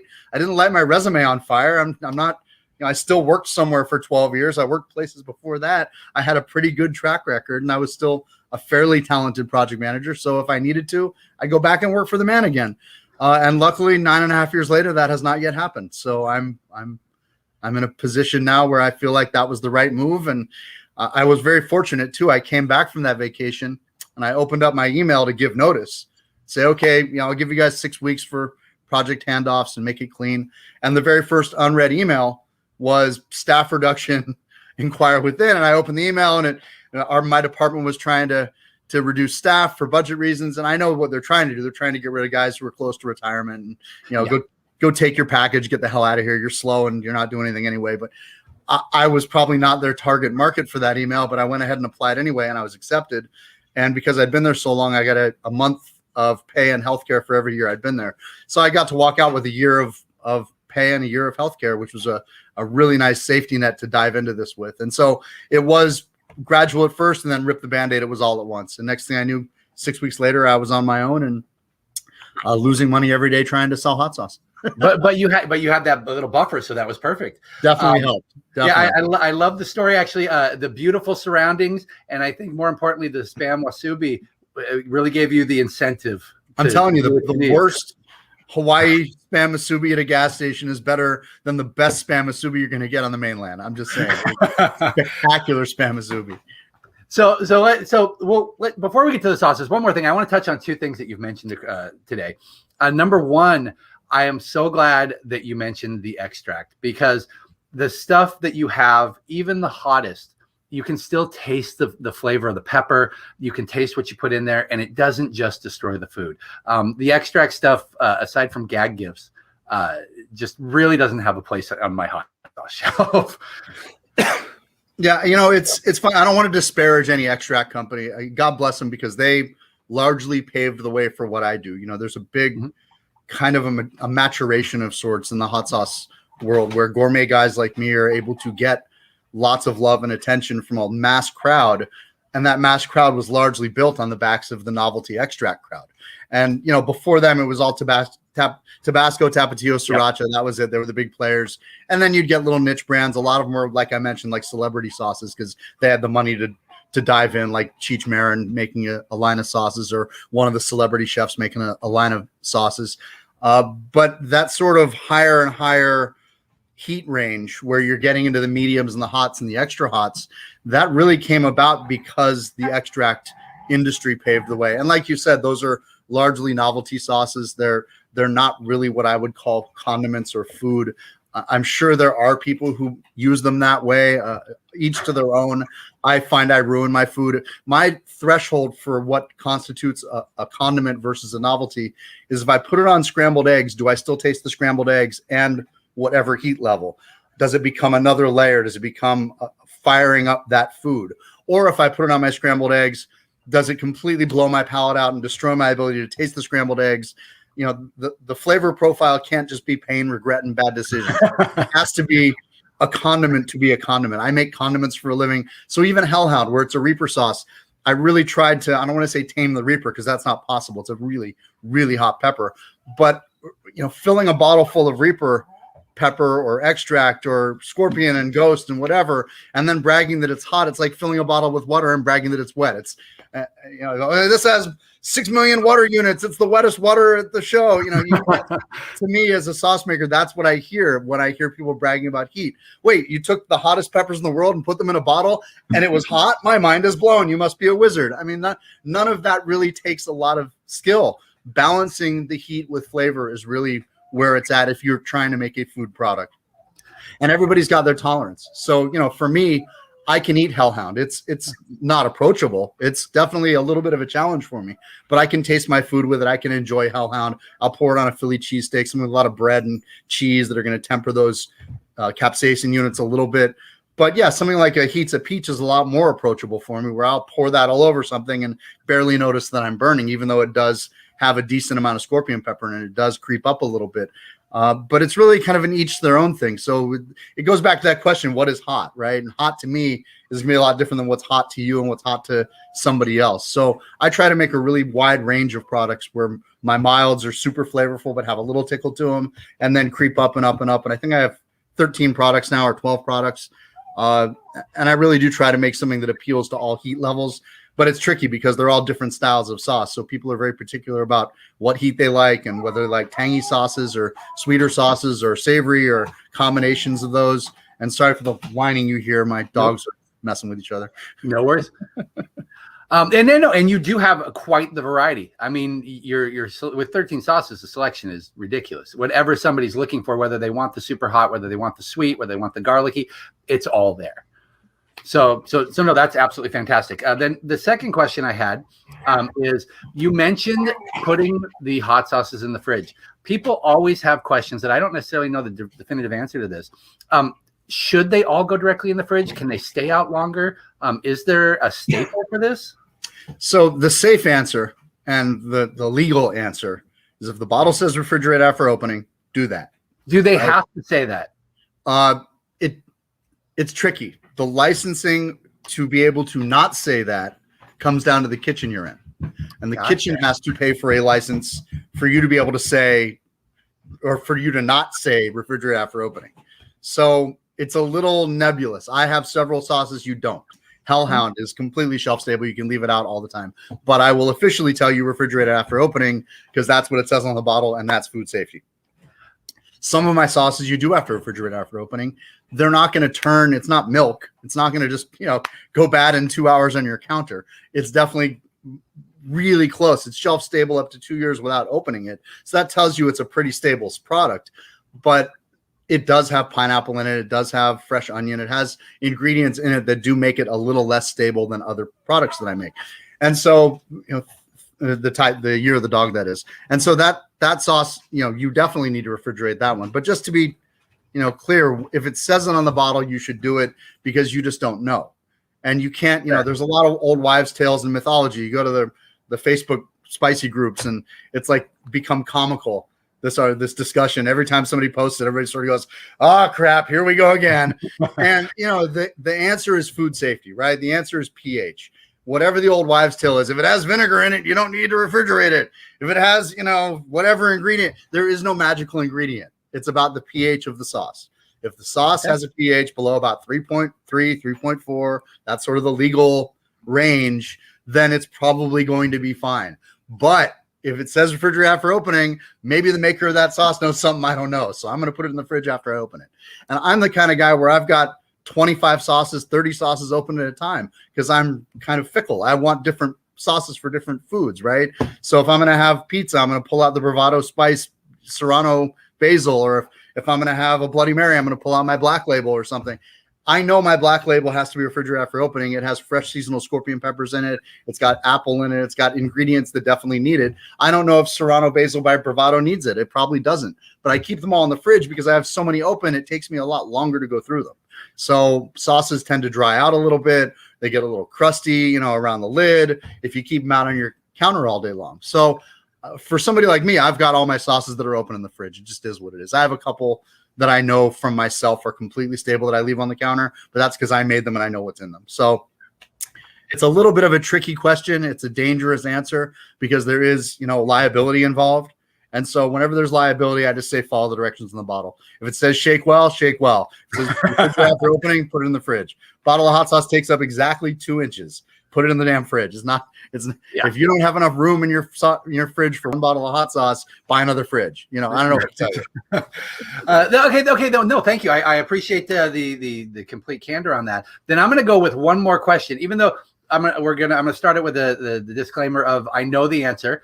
If your bottle says it expires on Monday, don't eat it after Monday. Expiration dates. For myself, I have never had a problem with my body, and I eat sauces way after the expiration date. What's your personal thought on this? So my personal thought is, and it's a professional one as well, I'll save you time. It's both. It is not an expiration date. That's the good news. It is a recommended use by. So while it might say on the bottle EXP this date, which is probably 2 years after it was manufactured, that is actually legally a recommended use by date. So it is recommended that you use it by that date. If you choose to use it after that date, the sauce police aren't going to come and arrest you for using a sauce that's over 2 years old. It's a personal preference. I say follow your senses, shake it up, open it, smell it. If it smells funky, don't eat it. If it's separated weird and there's stuff growing on it, probably don't want to eat that. If you open it and it champagnes out because it got some active water component got crazy in there with bacteria, that's a recipe for botulism. Don't eat that. So, be sensible, use food safety smarts, smell, touch, taste. Don't taste it if it looks funkier, smells funkier, it gets carbonated. Those are real simple ways to go about it. But it's not a hard, fast expiration date. It is a recommended use by, which makes it a little easier. That really does. Okay, because that makes sense. Because I pretty much do the same thing. I'm like, well, this seems fine. Nope, it tastes fine, so it's going back in the fridge. Right. Okay, well, we're about to get to the sauces, but let's talk about some highlights for Lucky Dog. I mean, you've got some good food awards, Scovie. What are some things that have people have highlighted for you? Jeez, I just hit 100 national awards, which is crazy. I have to recount. I don't want to lie. I don't want to say I'm at 100 if I'm at 97, but I'll go look at it at some point and figure it out. But I think I'm at 100.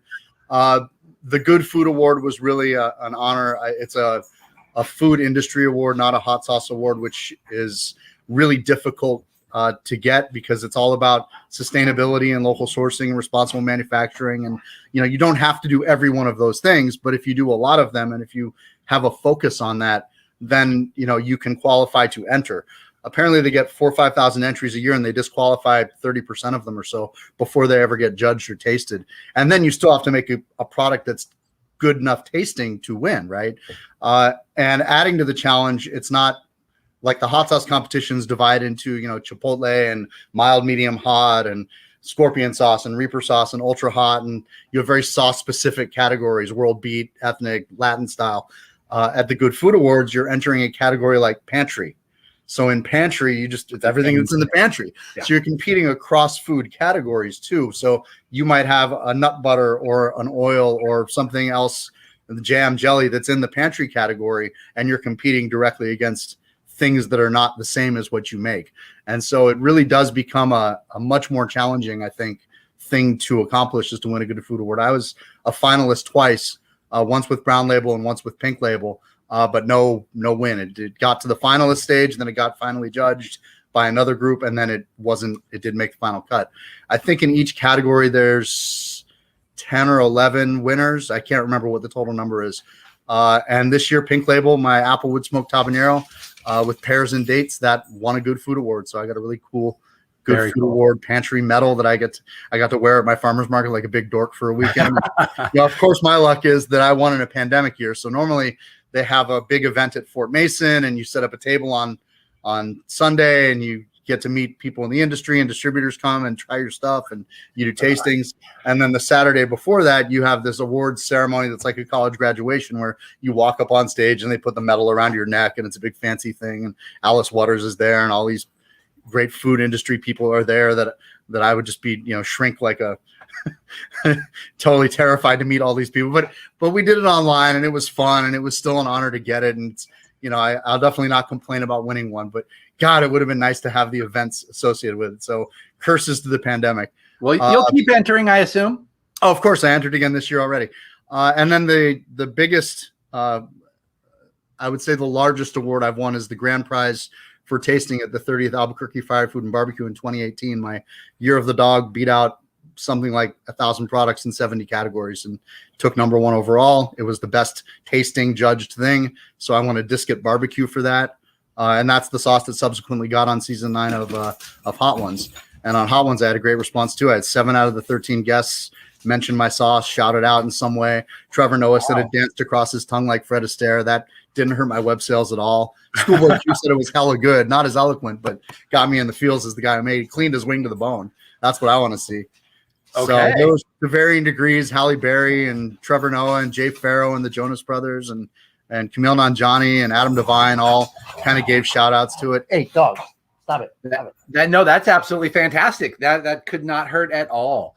And then in 2016, prior to that, my Dia del Perro won first place for label art and took a grand prize for the marketing division. And just recently, Emily DeWitt Cisneros, she coordinates that event, reached out to me for a quote because she told me that I was the only one in the history of the event that's won both the grand prize for marketing and the grand prize for tasting. So I didn't know that before she told me that, which is, super cool.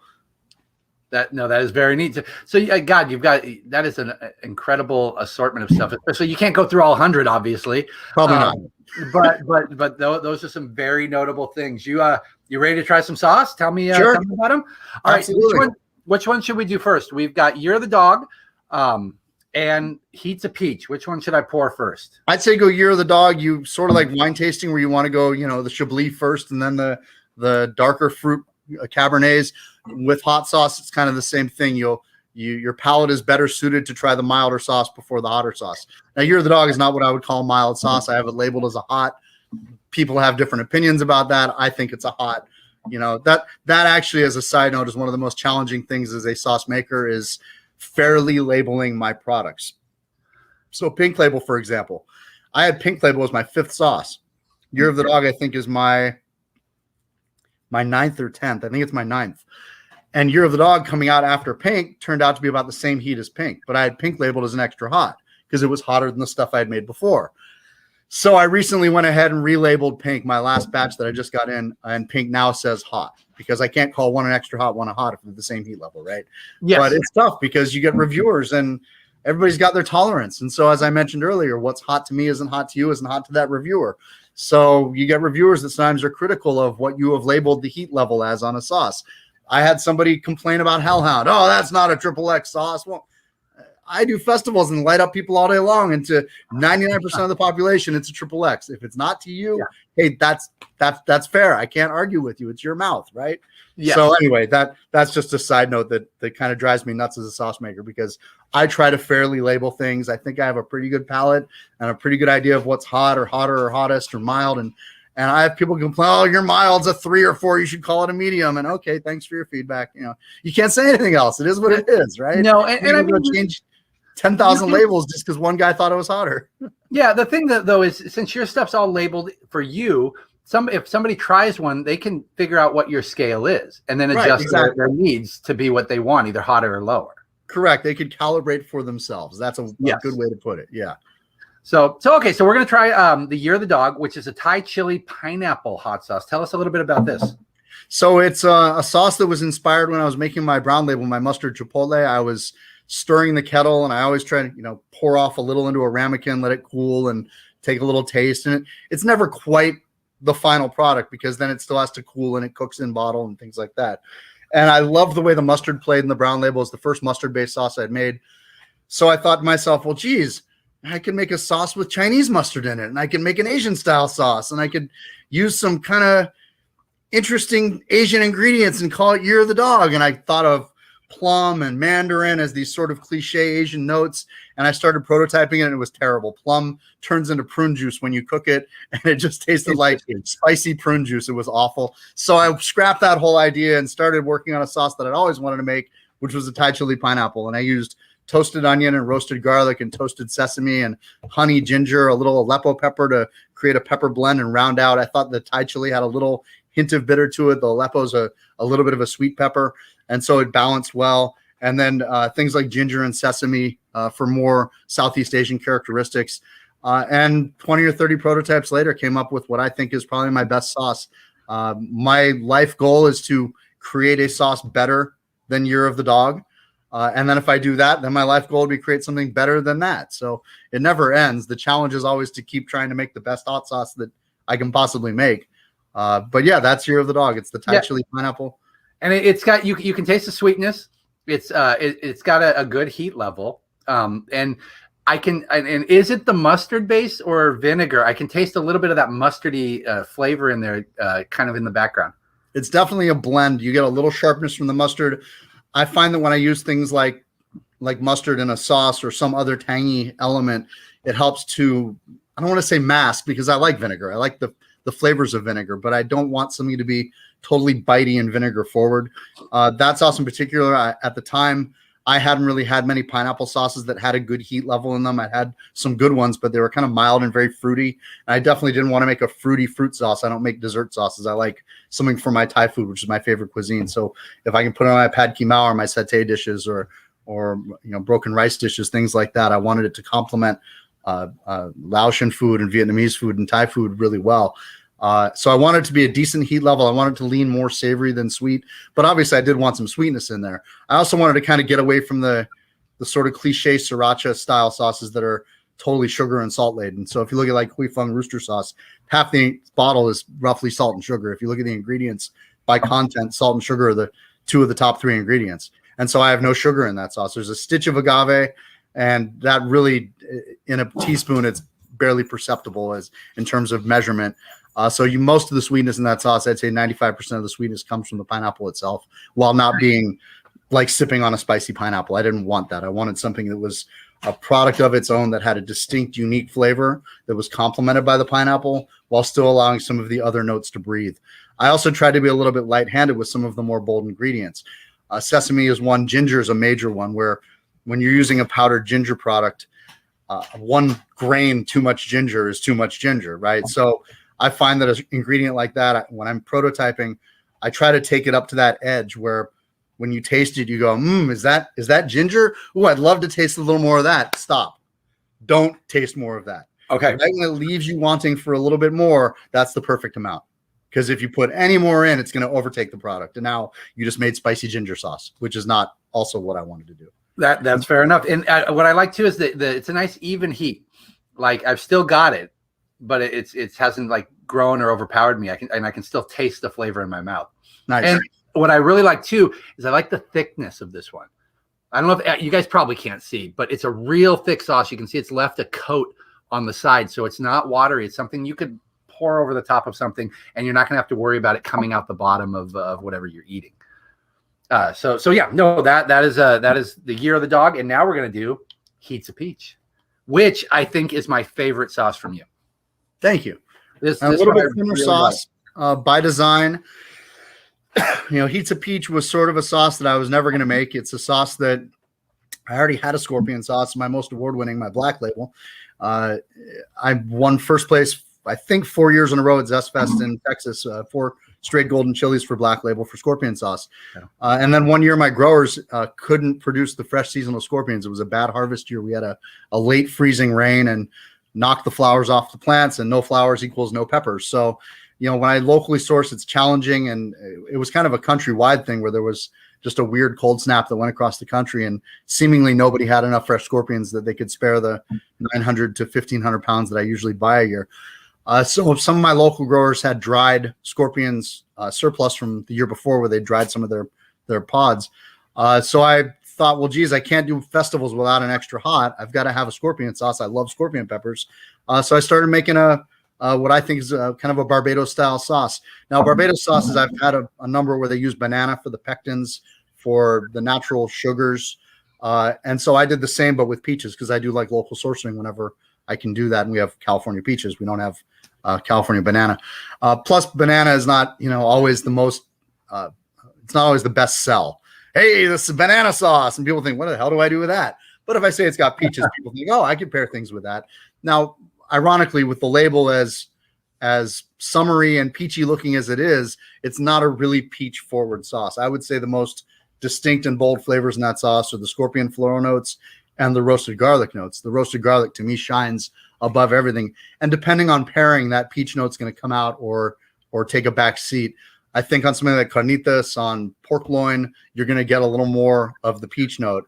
On something like carne asada or lasagna or pizza, you're not going to taste any peach at all. You're just going to get a hint of sweet from it without the distinctive peach flavor. So I find, a lot of people, the feedback I get is, well, I hate peaches, but I love this sauce. And to me, that's the best compliment I can get, is that you love the sauce despite hating one of the ingredients in it, which is just a testament to the overall flavor.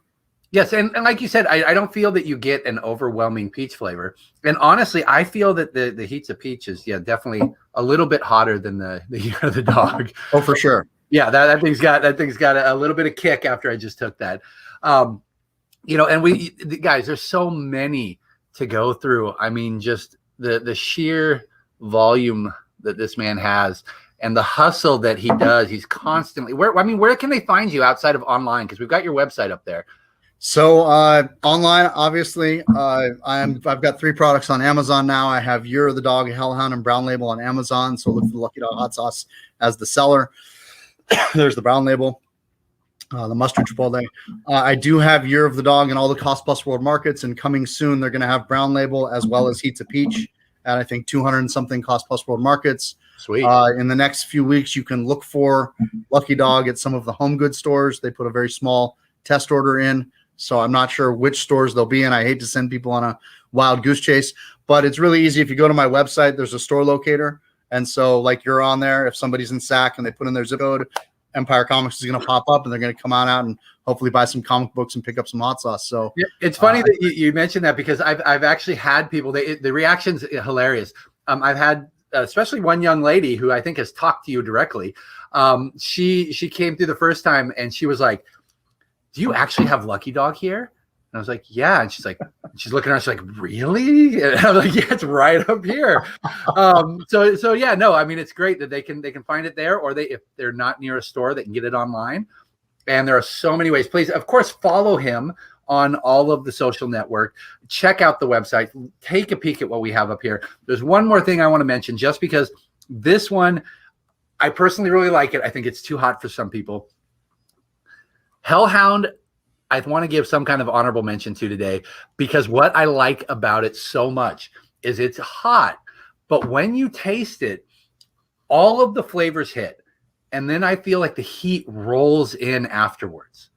Is that just me, or is that do you think that's the way it works? Well, I think it's the way I balanced the sauce. I spent 3 years thinking about making a Reaper sauce, and a lot of what I do when I make sauces, I just contemplate, right?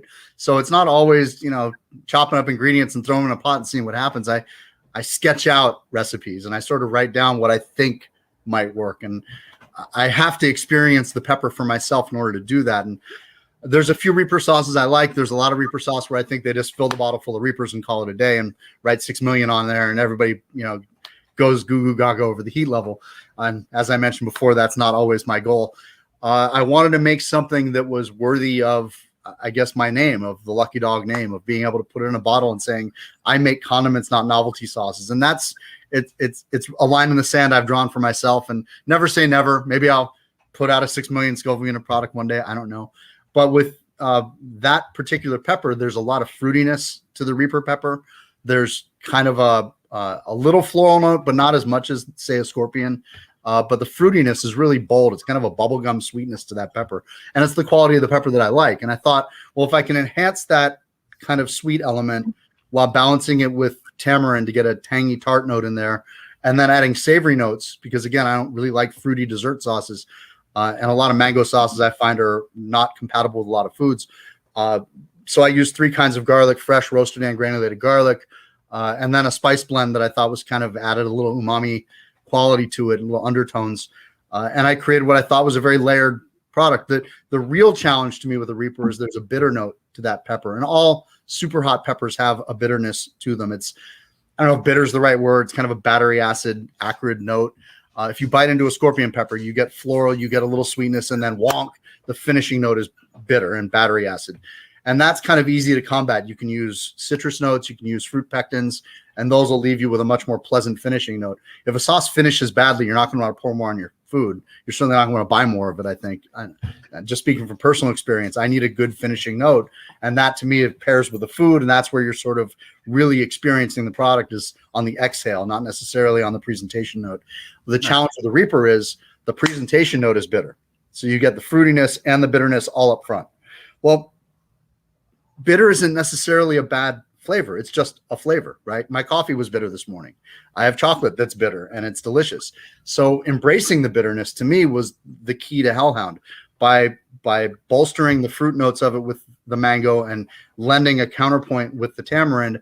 I felt like the bitterness kind of sat in between like a little happy sandwich of flavors.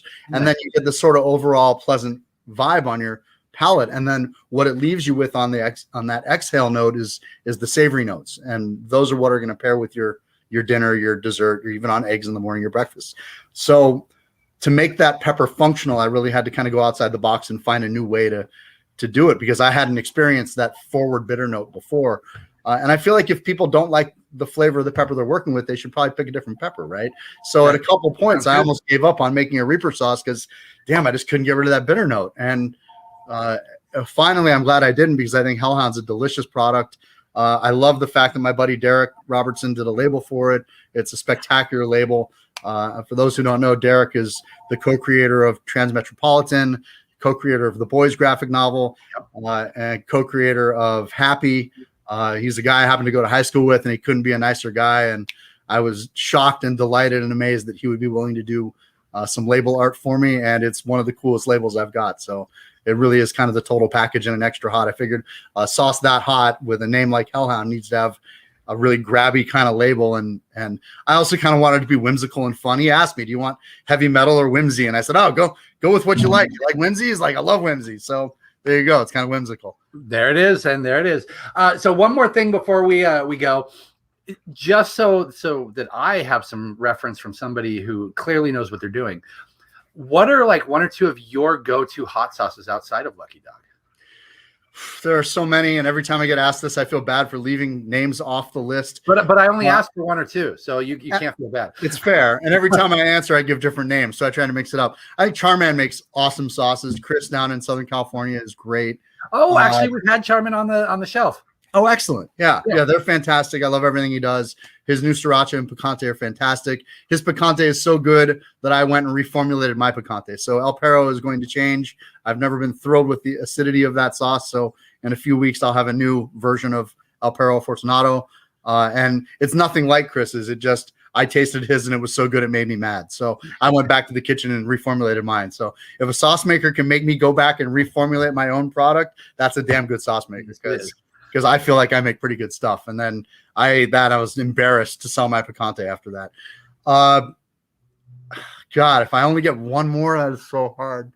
Mikey V's makes great products. I love all the stuff Mikey V's has. Shout out High River and Big Fats and Born to Hula and 50 other. We've got Born to Hula up there right now. What was that? We've got Born to Hula up there right now. Nice. I love their products too. I had the Ghost of Ancho on my breakfast this morning. It was awesome. And obviously, I mentioned Bravado earlier. They make some really tasty sauces. Their hots are a little hot for me. I got to be honest. Their Akamiso kicked my ass there. God, the black garlic though is so good. It's good, and if I wish I could taste it because my face gets blown out. But I love the milder stuff they do. And again, that's a palate preference. I've heard from a lot of people about the higher echelon heat levels that for those who have the tolerance for them, they have great flavor. I can't personally attest because they blow my face out, but I start hiccuping and suffering and it's just kind of a pain thing for me.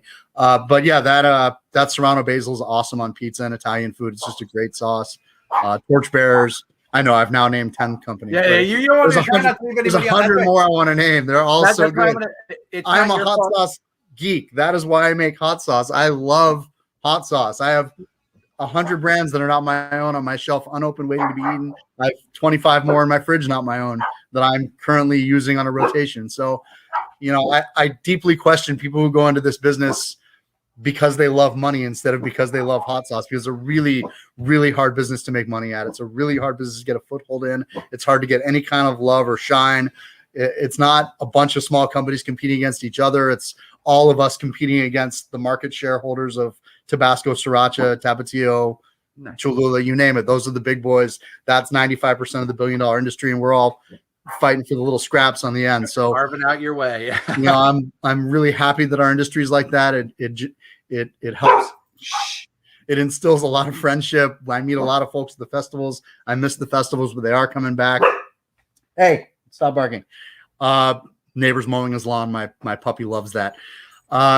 And one more thing, I do the Grand Lake Farmers Market every Saturday in Oakland at Grand Avenue and Lakeshore. I do the San Rafael Farmers Market every Sunday at the San Rafael Civic Center. So if you're in California or passing through on a weekend, come out and see me one of those days. Saturday is 9 to 2 and Sunday is 8 to 1. That's awesome. And I'm sure you can find all of that on his social media, on his website. Go check him out. Thank you very much, Scott, for joining us. Of course, everybody, Scott Zalkind of Lucky Dog Hot Sauce. Follow him on all the social media. Go order some sauce. If you're in Sacramento, come in and pick up some for me. Or if you're in the Bay, go check him out at the Farmers Market. Thank you very much for joining us, sir. That was a great time talking to you. Hey, thanks so much for having me. I really appreciate it. All right. We will be back with another guest in just a minute.